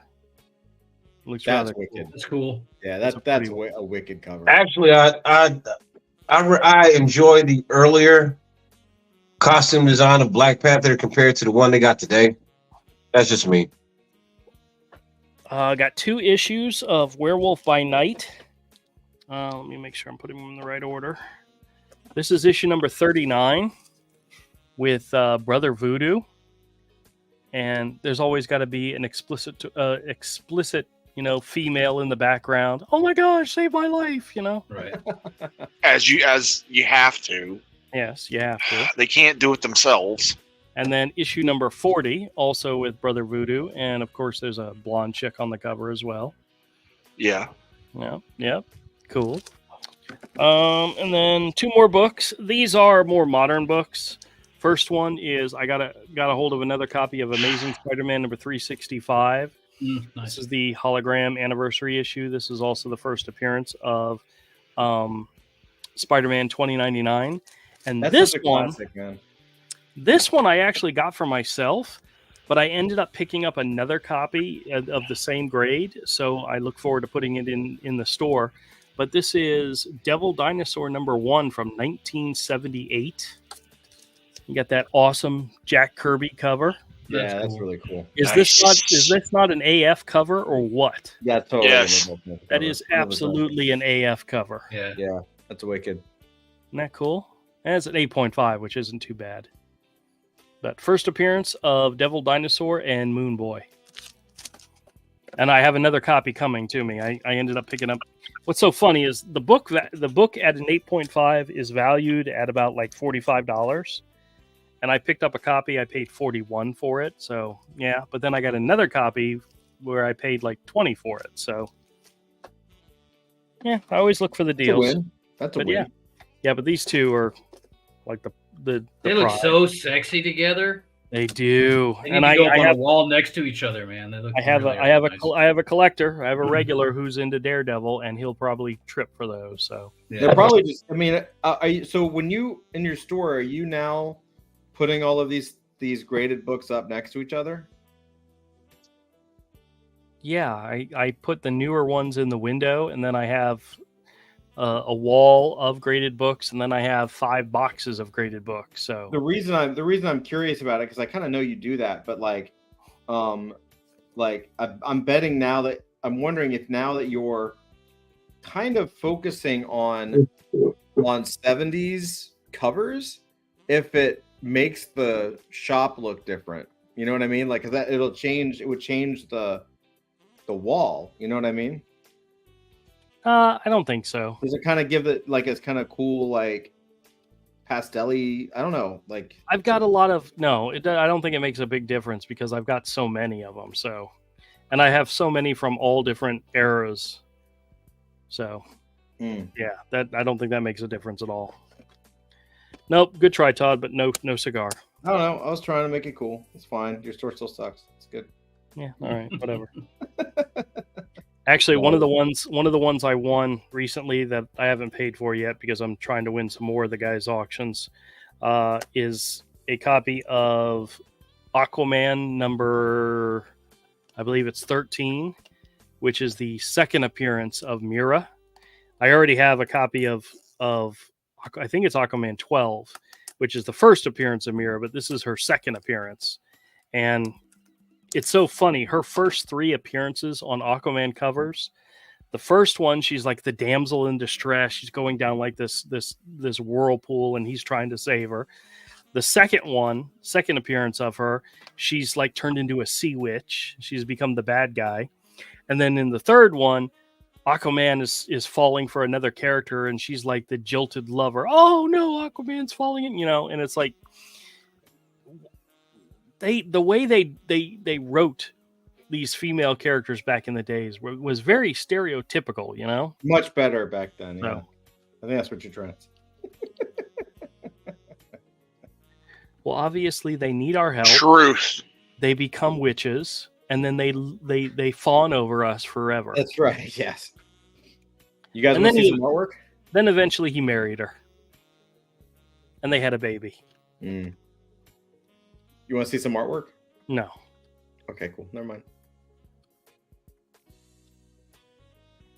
Are you really listening to me? That's weird. That's Yeah, unusual. well, I'm trying. What do you guys think? You want to see some artwork? Yeah, go Yeah. ahead. Come on. All right. Let's see. Well, I'm typing information on DVD, so I don't mind. We can look at stuff. Hey, real quick, Andrew, what's Bengal's full name? Artist Bengal. He just goes by Bengal. Bengal. Bengal. Damn it. So this is actually really cool. This is a signature auction. So all the stuff in this auction is like fucking crazy. This is a letter from Jerry Siegel, a 3-page letter to another artist named Russell Keaton. This is Siegel telling Keaton the entire history of like the origin story of Superman 4 years before Action Comics #1. Oh, cool. And it's really different. Like Oh, wow. it says let's see. Detail. Okay. He outlines the concept in June 1934, nearly 4 years before Superman's debut in Action Comics #1. Siegel's letter details an origin story both familiar and unfamiliar. A miraculous canister lands on contemporary Earth containing a child of untold strength and ability, a fearful sight for others who will strive through adversity to become a champion of the oppressed. The young Clark Kent comes not from Krypton or any alien world, but the cataclysmic far future of Earth, one of future's supremely evolved humans sent back in a small time machine. In the proposed comic strip, Molly and Sam Kent discover the baby and drop him off at an orphanage before adopting him, with many following episodes detailing his childhood adventures long before becoming the adult Superman. Siegel's summary and script echoes Superman's later origins and retellings across Action Comics, Superman, and Superman comic strip. While there are many differences, the core concept remains unchanged. So this guy Russell Keaton was the original artist and did like a bunch of pages for it, I guess. But he did 2 weeks of worth of strips based on the letter, but they were rejected, and so Siegel started to look for other artists, and it took him four more years. Isn't that crazy? That's a long time. Yeah, dude, he was grinding. Wow. It's pretty awesome, and it's like that's the kind of thing I would love. Like that's his letter talking about the origin of Superman, like 4 years before Action Comics #1. You know, I always thought. I'm sorry, I didn't mean to interrupt. Go ahead. Yeah, you first. Now, I always thought of like Siegel and Schuster as kind of being like a cautionary tale of what it means to not own your creation. Yes. You know, they sold Superman for like what, like a couple $100. You know, even like back in the series, that was a lot of money, but it's nothing compared to what it became. Yeah, for sure. And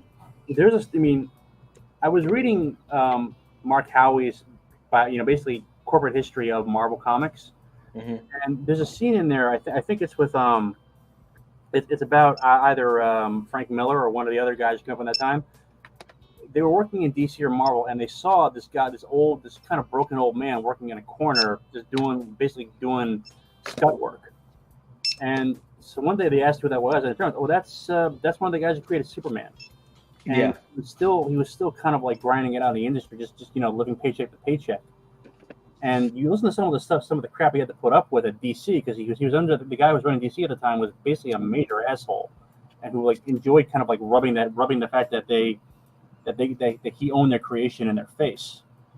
So, when you read that and you think about later on when the Image guys broke away in the 90s, it didn't come out of nowhere. I mean, they saw where the lack of ownership led. Yeah.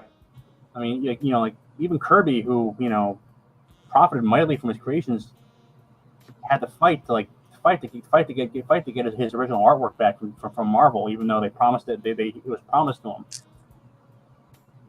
because he wanted to sell it, at cons. That's a big source of income for when you're retired. Yeah, for sure. What's so funny about the founding of Image is how many of the Image founders still own their original properties. Rob Liefeld only owns like a third of Youngblood, because he went in, he made deals with other people, and he does not own the rights to all of his characters anymore. And Whilce Portacio had I don't remember if it was a death in the family, but he had to step away, and he was gone for the longest time, and Jim Lee offered to take over Wetworks. Whilce Portacio does not own Wetworks. That's now owned by DC. But originally it was his creation, but because of whatever financial family issues, he gave over the rights to Jim Lee, who then eventually sold everything to DC. So even in modern history, creators losing their creations, and it's not an unknown story, yeah. But it still happens. Well, there's actually it's pretty insane, but it happens. Well, this sounds strange, but if you read the Wall Street Journal, which I do on occasion, there was a recent article about J.K. Rowling, and Warner's is trying to is basically trying to reboot Harry Potter as a TV series. But the thing is that she sold the movie rights to Warner's, but she actually gave up money in order to maintain control. Yep. Over the Harry Potter property because because it's still hers, and which means that even though she's basically like disliked because of her political views nowadays, they can't do anything with Harry Potter without consulting her first, because she made it very clear, even giving up money when you're still an unknown, that you gave up the money in order to retain control, because she understood that control and ownership, even if you lose money now, it's worth a lot more down the road. I just think that's there's a lesson in that. I think. I mean, what it is, I have no idea, but so this is always trust publishers and giant corporations. That's the moral. I think so. Yeah. This is one of this 8.5 Action Comics is, I think, one of the highest graded, like unretouched Action Comics #1. So that's on sale right now. It's the bid's at 3.7 million. Yeah, I've seen some pretty rough copies in people's collections that were still worth $1 million, and they weren't 8.5; they were much lower. Yeah, there are only 4 pedigreed copies of Action Comics #1. The others being from Mile High Comics, whatever, Lamont Larson and Billy Wright, whatever that means. I don't know this. I know Mile High, but and this is the highest graded among the 3 that have been certified to date. I think I saw one of those ones at New York Comic Con. Yeah, and I remember that because it was the only comic there that had an armed guard by it. This is the finest copy we've ever had the opportunity to offer at auction, and the highest graded unrestored copy we've seen, surpassing the fine 6.0 Rocket copy that sold for $3.1 million in 2022. So this is going to go for like $6 million. Like the 6.0 went the 6.0 went for 3.1 million. And this is like really good, like unretouched, which is pretty crazy. All right, let's look at some artwork. This is look at this nice Al Milgrom.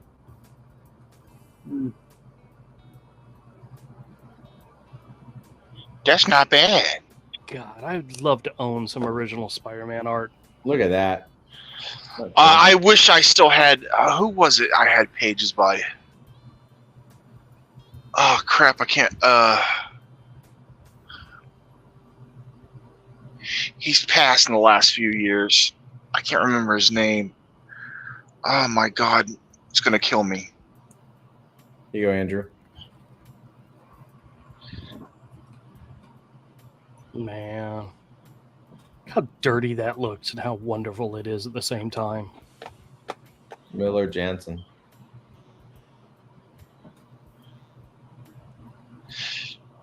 Is that duotone or wash? I think it's duotone. It is duotone. Oh wow. Look at this, dude. This one drives me nuts. Oh, so good.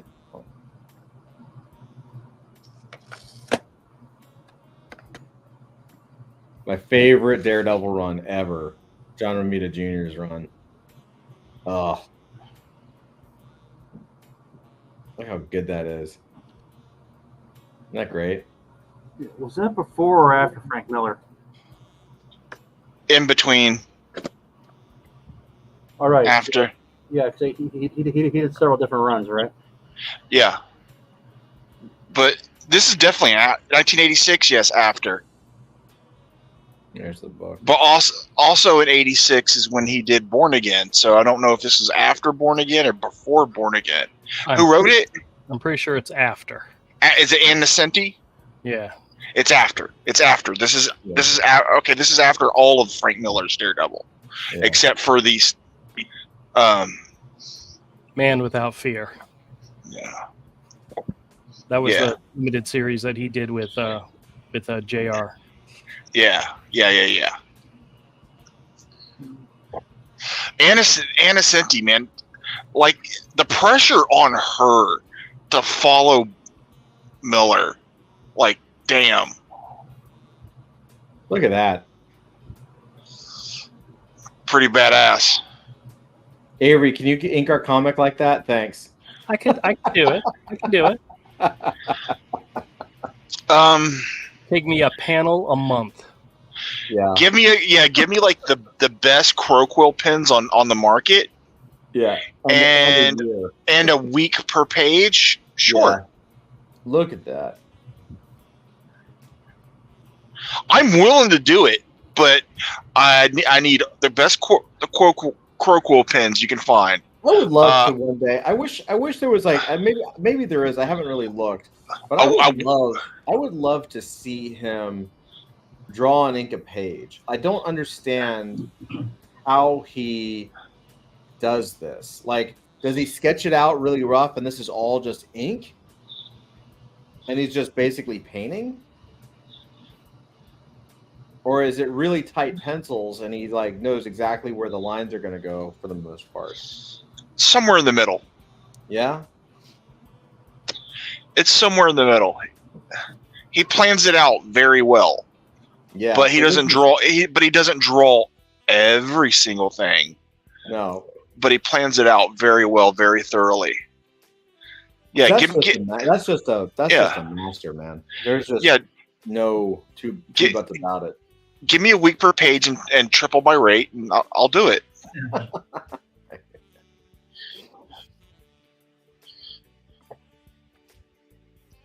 Look at this.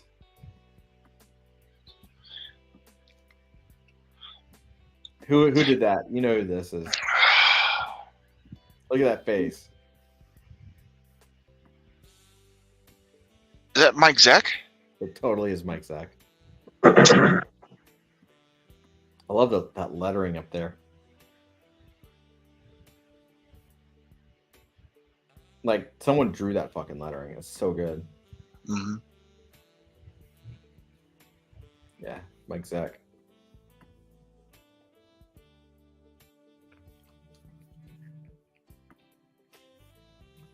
This is a cool one. Oh, this is the whole story. I didn't even know this. This is The Spirit complete 7-page original story. Look at that shit. Whoa. Look at the drain, dude. What? Jesus.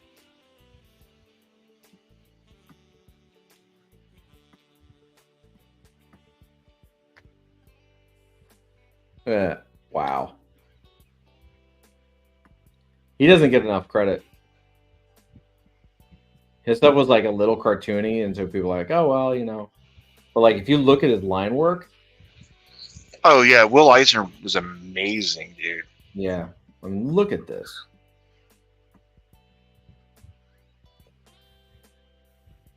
I love the waves in his hair and the highlights. Actually, Yeah, that's Mhm. really this cool. looks really really good.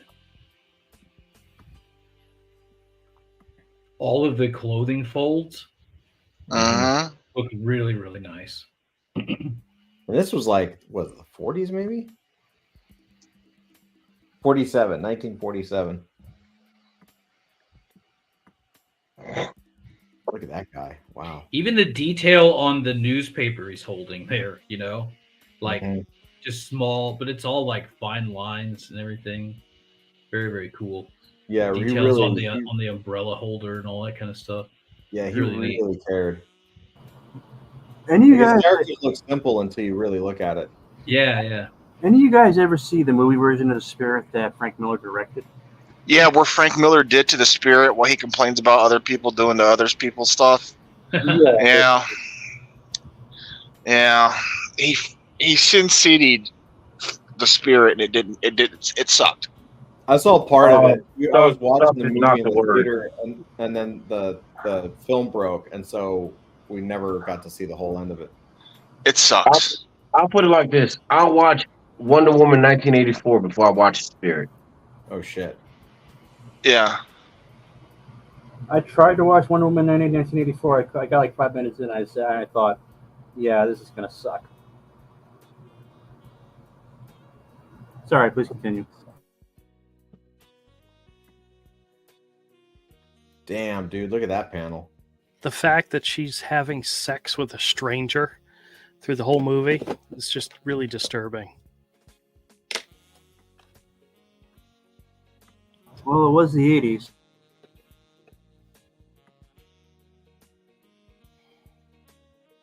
Wow. Ooh, look at this. I love that.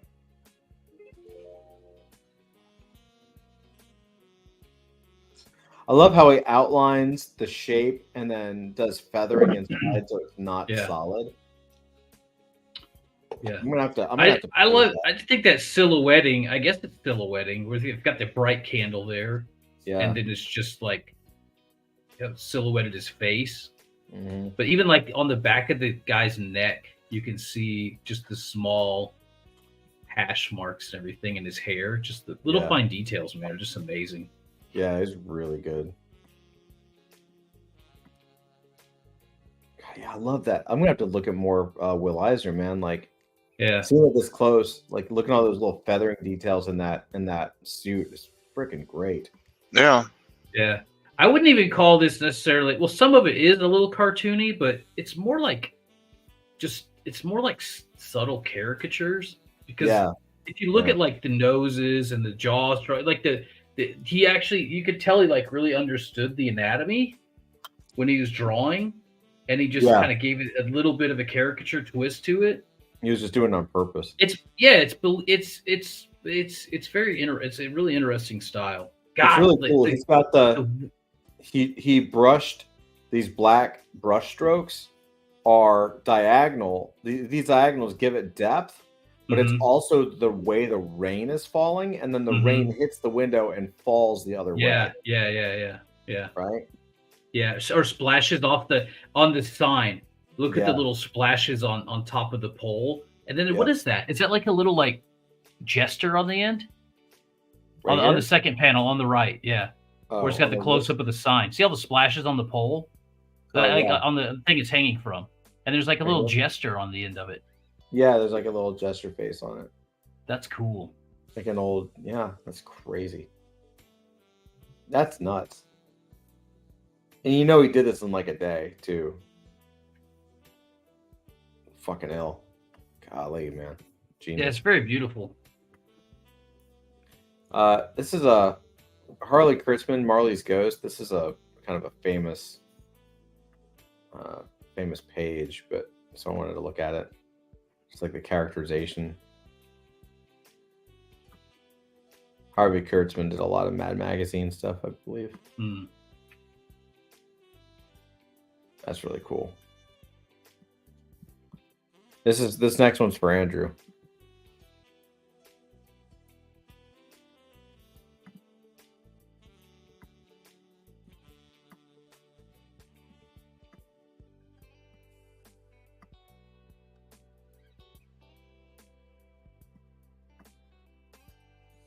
That's gorgeous. Schultz from Xenozoic Tales. Oh, that's really good. He was Hey, in Todd, I wanna- Genius too. That's gorgeous. Hey, Todd, I want to show you real quick the auction I just won. Okay. Here, hold on.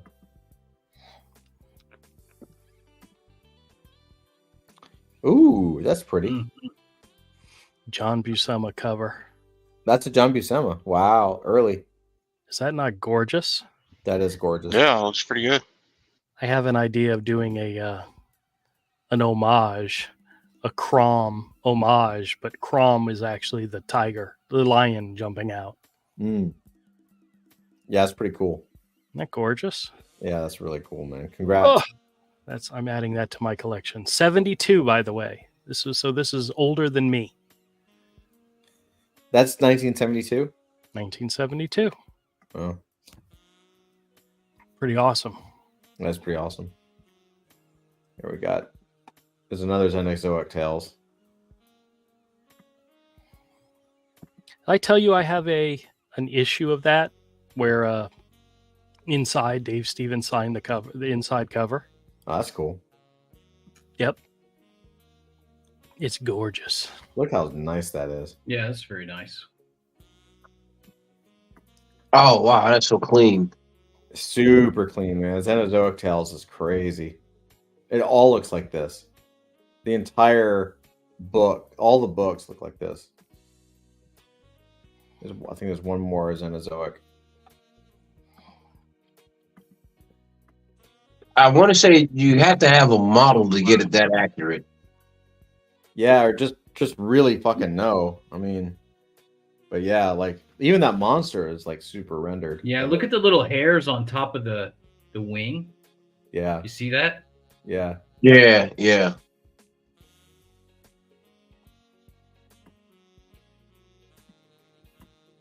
Wow, that's really fucking good. Hey, baby girl, what you doing? Don't talk to the panel. Don't like talk. You see, I was going the same direction. So It's for the green room. She's Or not some real. other room. Some other room where we're not, Not present. Yeah, that's really beautiful. Here you go, Avery.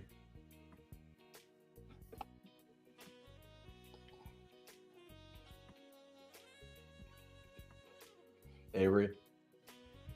Yep, that's the shit right there. You just, oh, there he goes. Yeah. That's the best stuff in the world. Isn't it the most classic shit? Look at that.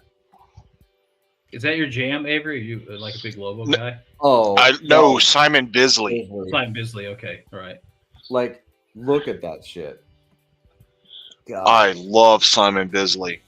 Especially Oh, this dude. era. There's another artist who did some biz stuff. It's the guy that did that comic White Trash. Oh yeah.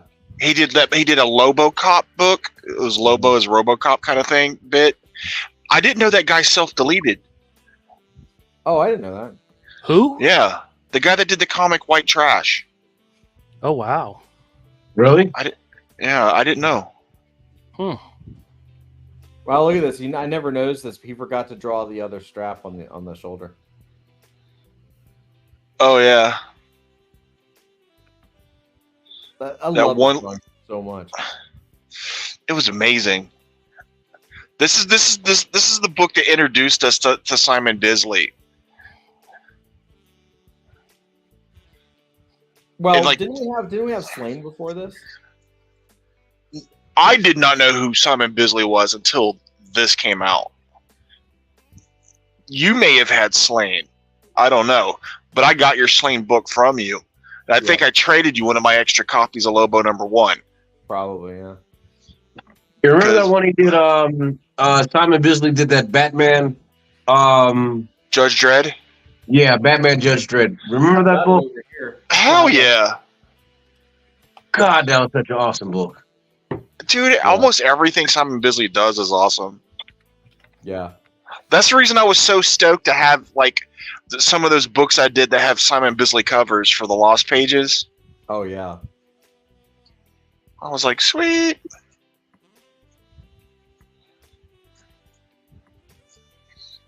Classic. John Byrne. This is kind of a cool one. It says Sal Buscema and John Romita Sr. Look how cool that Yeah, is. on my stuff, I'm going back to that type of style, that Jay Lee, Simon Bisley type style. It's just more, it's more fun of a style to work in. Yeah. Well, yeah. I mean, going back just to look at it, like that's just fun. You know. This is a Jack Kirby.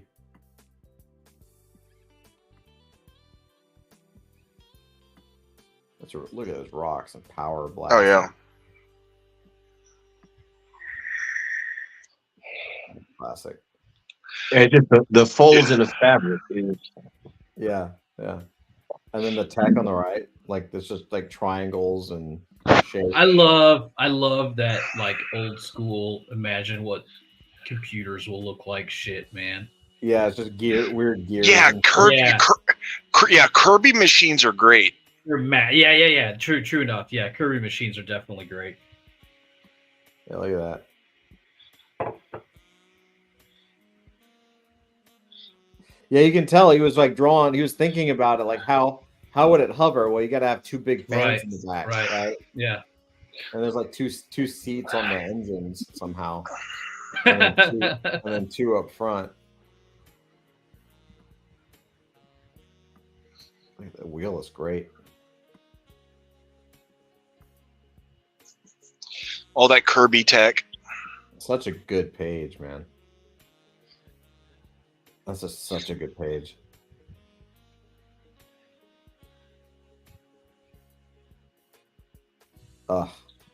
Yeah, this is one of those pages I wish I could get. Kirby tech should be the influence for all science and AF. I agree. Well, they did a really good job in of bringing that to life in that third Thor movie. Yeah, there was a lot of Kirby inspired stuff. Yeah.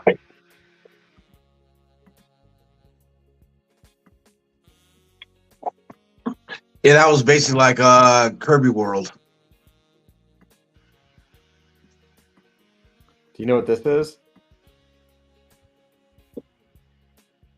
That's not the Campbell soup. It might have ended up being used for it, but that wasn't the original for it. I'll show you. The original one is really small. Is that for a bookmark? It's the corner box. Oh. X-Men corner box. Oh, yeah. Okay. Right? Like, look at all the detail he put in for the fucking corner box. Jeez. Right? Come on, bro. Dude, I started Amelia on my 6-year-old on the classic X-Men cartoon today. Oh, nice. Fucking loves it.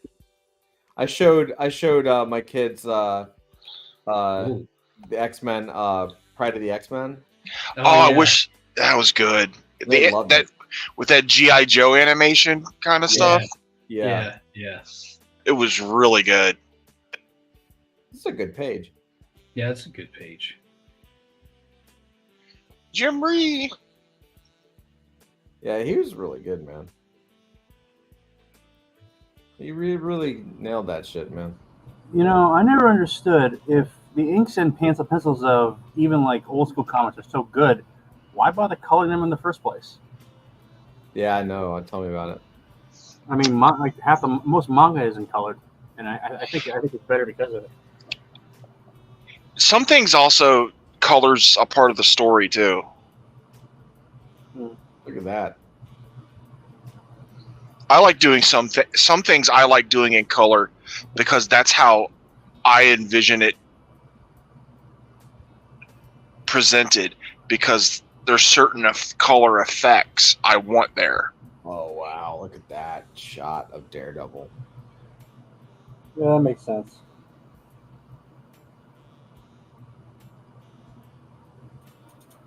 David Mazzucchelli. Yeah. Look at those shots of Daredevil, dude. It's really good. David Mazzucchelli was a. See, some of the stuff Mazzucchelli's done after he left mainstream comics, I look at and I don't really care for. People like artistically, it's so I don't care. Yeah, he got more artsy fartsy, but this stuff is the master of illustration. Like he became a master so fast. Yeah.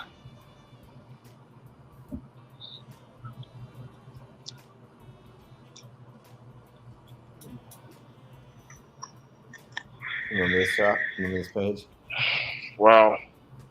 All right, so that's wow.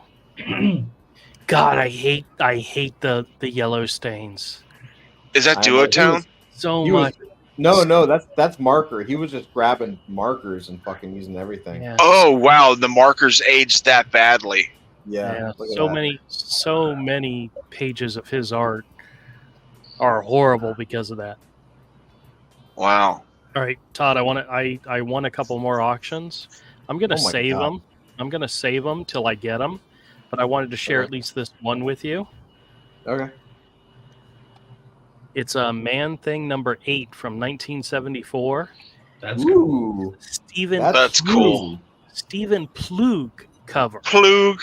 Oh, there was another one. There was another one I missed. It's a Splug cover.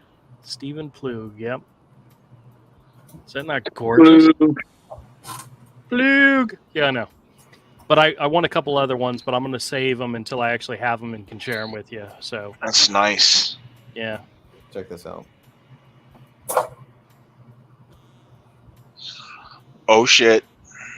Oh wow! This is the Mike Mignola the movie adaptation. Yeah, the graphic novel wraparound. Yeah, I was gonna say that looks like the graphic novel or the trade or something. Yeah, the trade. Yeah, dude, Mike Mignola, dude, this is just before Hellboy. Well, he may have done this after Hellboy because it's for the trade. No, well, maybe, yeah, but this is like right at the beginning of Hellboy. Yeah, this to me is the best stuff. Yeah, it's Mike. It's before he got with the super slouch shoulders. Yeah. Yeah. Because some of those super slouch shoulders he does, some of the characters just look like a little triangle. Yeah. But it works. I mean, it's his style, but it works. It works for him. Yeah, but I prefer when he drew a little bit more, like early Hellboy. Yeah, yeah. Like a little bit more broad. Yes. Check this out. Oh, Bruce Timm? Bruce Timm was underrated to me. Oh yeah, he's a master. He's awesome. Look at that. It's a gorgeous page. I'd want So one. clean. I'd want one with Batgirl on it though, but yeah. Yeah. Yeah, Batgirl. If I'm gonna spend the money on a Bruce Timm original, it'll have Batgirl on it. Batgirl. I'm just fucking with you, man. Oh my gosh. Speaking of which, Avery, question of interest. Did Mike Mignola ever do an art book for the movie Atlantis? I don't know. Mike Mignola did the character designs. Yeah, there was an Art of Atlantis book with a lot of his stuff in it. Okay, so there you go. Yeah. So this is a crazy. This is one of my all-time favorite. Oh, that's What If? Yeah. That's What If Wolverine became the director of S.H.I.E.L.D. That's right. Yeah. And you know what's even crazier is that I think Valentino did the layouts. Yeah. And Valentino did the layouts. Rob drew it, and Scott Williams inked it. And look how good Scott Williams made LaFeld look. They never should have changed that formula ever for anything. Yo, dude, look how good that face is. All of a sudden, it looks like not as good as a Jim Lee, but kind of the same, but kind of different. Well, Scott Williams, he did the inks for Jim Lee for a long time. He's still doing it. Yeah, he still does. But dude, like Valentino, the problem with Valentino's stuff is he has no flashiness. Yeah. But his storytelling is solid. So if you have that's you have Valentino lay it out. Rob goes over it and makes it very dynamic and exciting, and then you have someone like Scott Williams put that polish on it, and it's like, oh shit, that's good as fuck. Hey Todd, I wanted you to go back. I wanted you to go back to that What If comic. I just want to point out. There's your really quick. I'll go back, but Andrew, there's your Incredible Hulk 340 9.8 signed by McFarlane. Very nice. I still have that book somewhere. Nice. Zoom in on Black Widow's hair.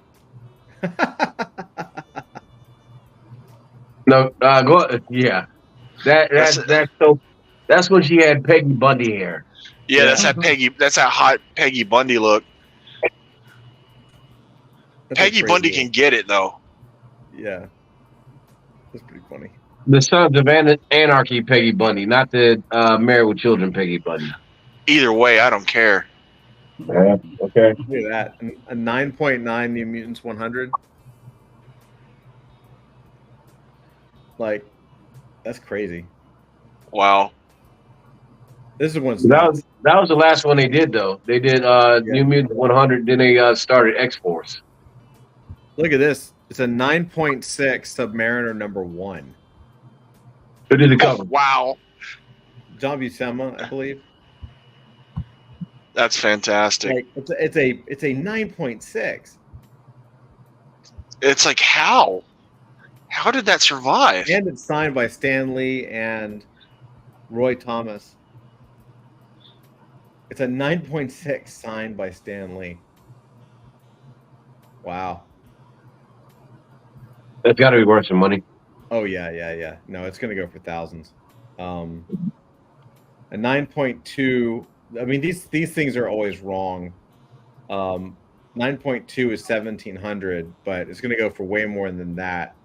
I'm going to say it's going to go for like $4 or $5 grand easy, because it's like, even though Submariner is not like a super, like, you know, he's not like a top tier character. Like, this is 9.6, which is rare, and it's signed by Stan Lee and Roy Thomas. So that's going to get picked up real quick.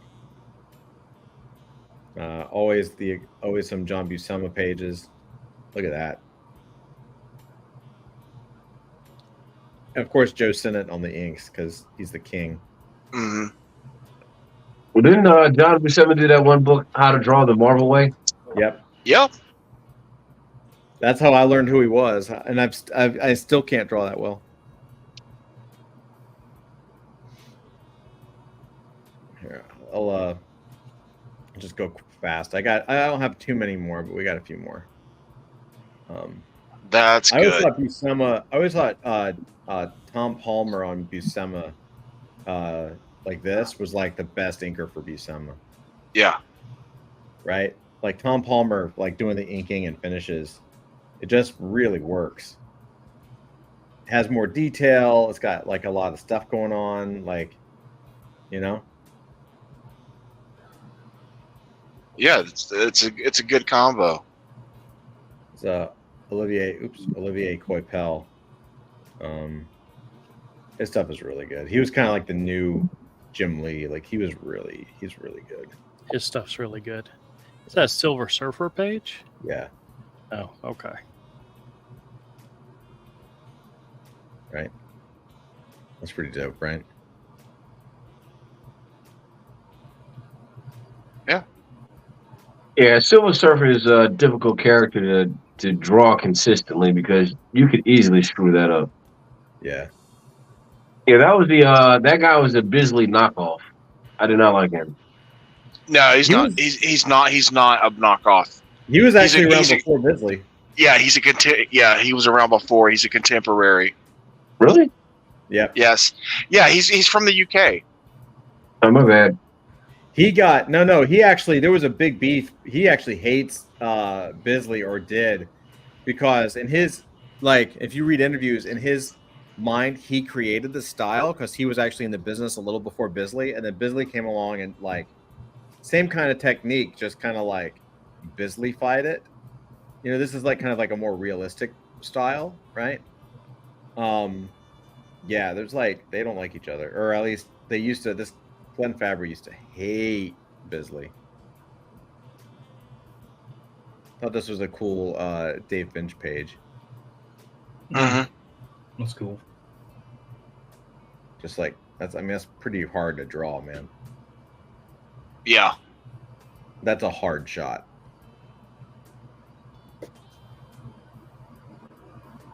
What was that, like a car that spit out the Batmobile or something like that? Yeah, Yeah. Exactly. So cool. It reminds me of this book. I had a How to Draw book when I was a kid. It was like how to draw superheroes. It was all DC stuff. And I remember like drawing the old like 70s style Batmobile and just like all those hard lines like that.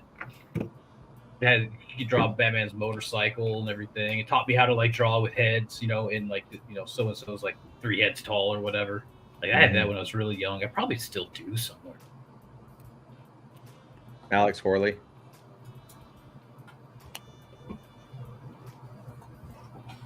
He was kind of in that Bisley camp too. Yeah, I think that style is them painting from dark to light. Yeah. Yeah. Classic Wolverine cover.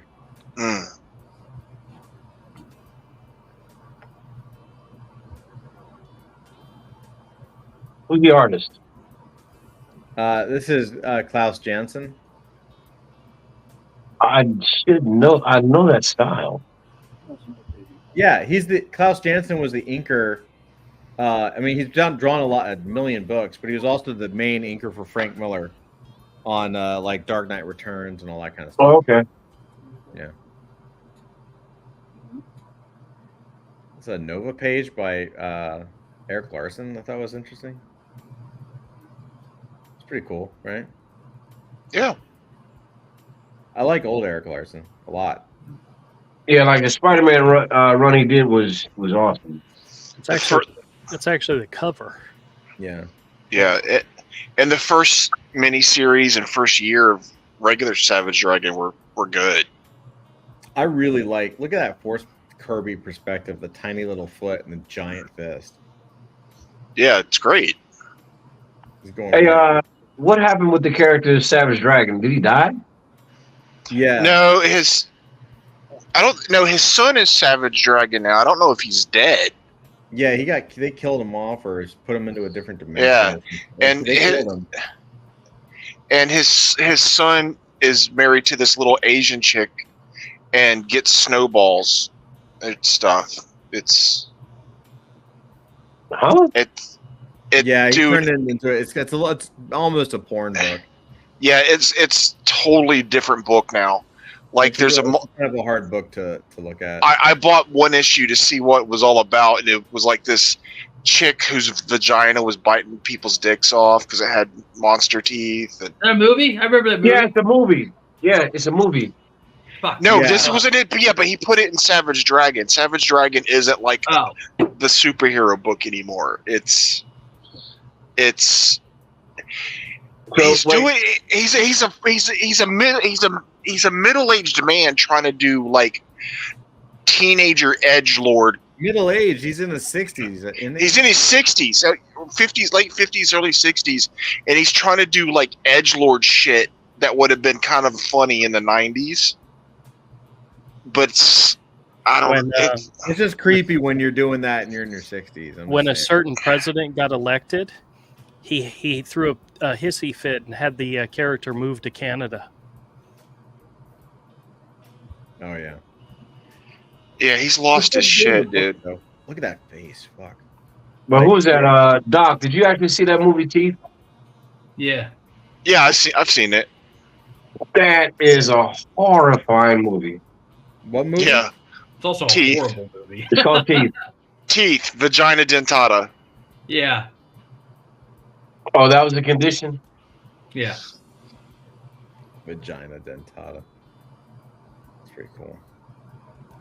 Yeah, it's like, a summer camp, like, exploring our new sexuality thing. And oh, by the way, when it chop off your dick. It was one of the first movies I think I saw when I got my first Netflix account. When Netflix was still kind kind of new. Yeah. And there wasn't a lot on there. Yeah. I still have a couple of DVDs from the old school that was never returned. That was a pinup that was done for the Wintermen This is really artist cool. edition. That's right. Yeah, it's really cool. Wow. Now, but speaking of which, I remember the one of the final scenes in that movie T, where it's like that one guy that was an asshole and he slept with her, and he got his junk bitten off, and she's just walking off, and she pauses just to drop the meat out. Yeah, Oh yeah. That was the exclamation point. Yeah. Yeah. Well, okay. Savage Dragon now is just that scene and snowballs. Look at that. Speaking of failures, I heard the well, that's cool. Playboy's not the same. I don't know. Look at that detail, dude. What?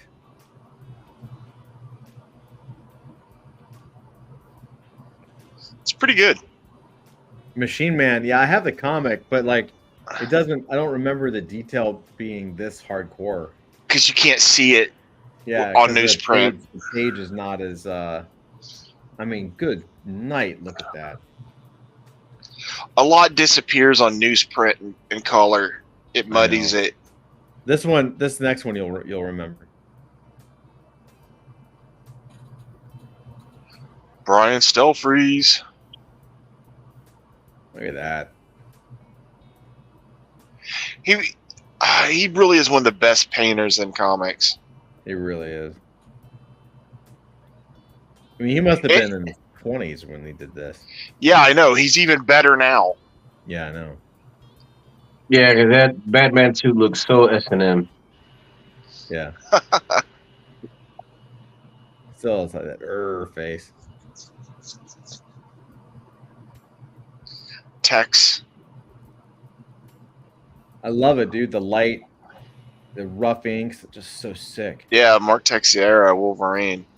The super huge upper bodies. Yeah, ridiculously big. But it worked. He made it work. And they were hairy. Yeah. That guy could have drawn it forever, and I would have watched it. Yeah. This is the Alex Toth rough illustration. I think it's preliminary. Alex Toth, Savage Sword of Conan pinup.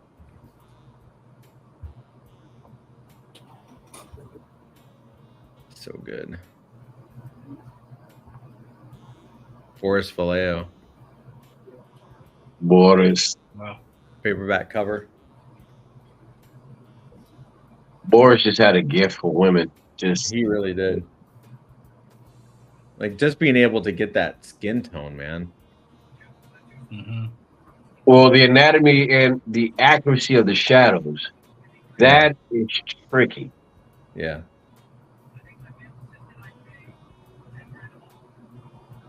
That's one. I'm pretty sure he had models. Yes. Oh,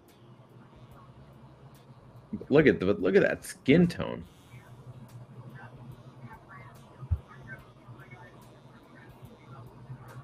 Just the detail, man. Whoa. That's he worked mainly in his was oil, wasn't it? Yeah. So good though. Fuck. I mean, I'm more of a acrylics guy, but oil that's a different monster. Yeah. Oh, it's a pain. I don't like using oil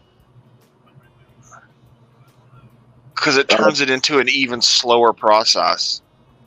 Yeah, because with acrylics, you have some drying time because some stuff you want to layer, but with oils, yeah.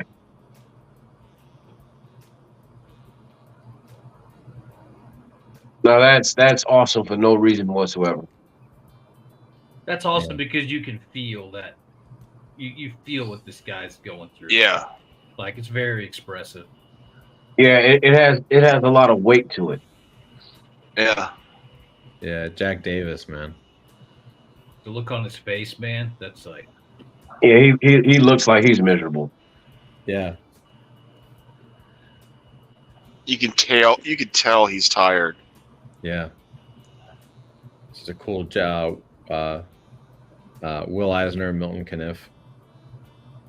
I love this. I used to have this book. So these were like the chapter heads. I would love to have one of these.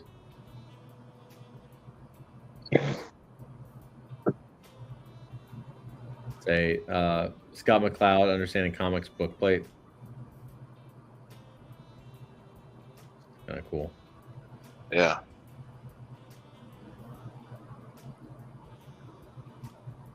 And then this, I just thought was actually really cool. This is like a poster, original art for a poster inside of a comic shop in the 60s. Who drew it? That wasn't in America, was it? I think so. No, this looks very, very French or. It's Kitchen Sink, Wisconsin. Yeah. Really? Yeah. This is God, published in Wisconsin. This was Peter Poplaski. I don't know Peter Poplaski so well. Yeah. But I don't either. Yeah, it's like a retail poster though. He's one of those dudes the kayfabe guys would be like 100%. really into. Absolutely, yeah. But look how crazy that is. Snarf Comics. I wonder how big this is. It's a poster. How big is this? I don't know if it says.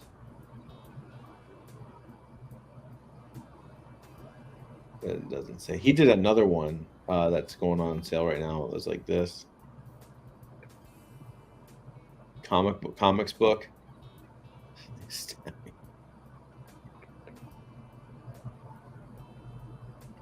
There's the Fantastic Four. Wow. The cigar. Look out, a bunch of underground cartoonists are trying to undermine. Like, oh man. Right. That hand is so well drawn. Yeah, it is. It stands out. Yeah, he was really working on that one.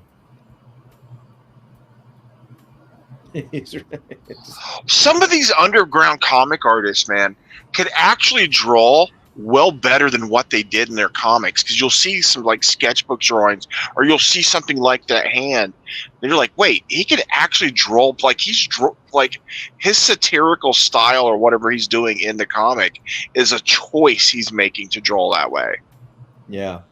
Because if he actually drew the best of his ability, everything, it would be visually much more impressive. Oh, this is interesting. This is this comics book #1 cover right here. This is a hugely important piece of comic book history. The short-lived comics book was a daring attempt by Marvel Comics Stan Lee and underground comics publisher Dennis Kitchen to tap into the burgeoning popularity of the underground movement. The series stands as a fascinating chapter in the history of the medium. Poplaski's authentic cover here shows from differences from arbitrary alterations, genuine design, blah, blah, blah, blah, blah. 9 by 12, 9, almost 10 by 12 and a half. It's pretty awesome. So they're doing like the self-referential thing on purpose then.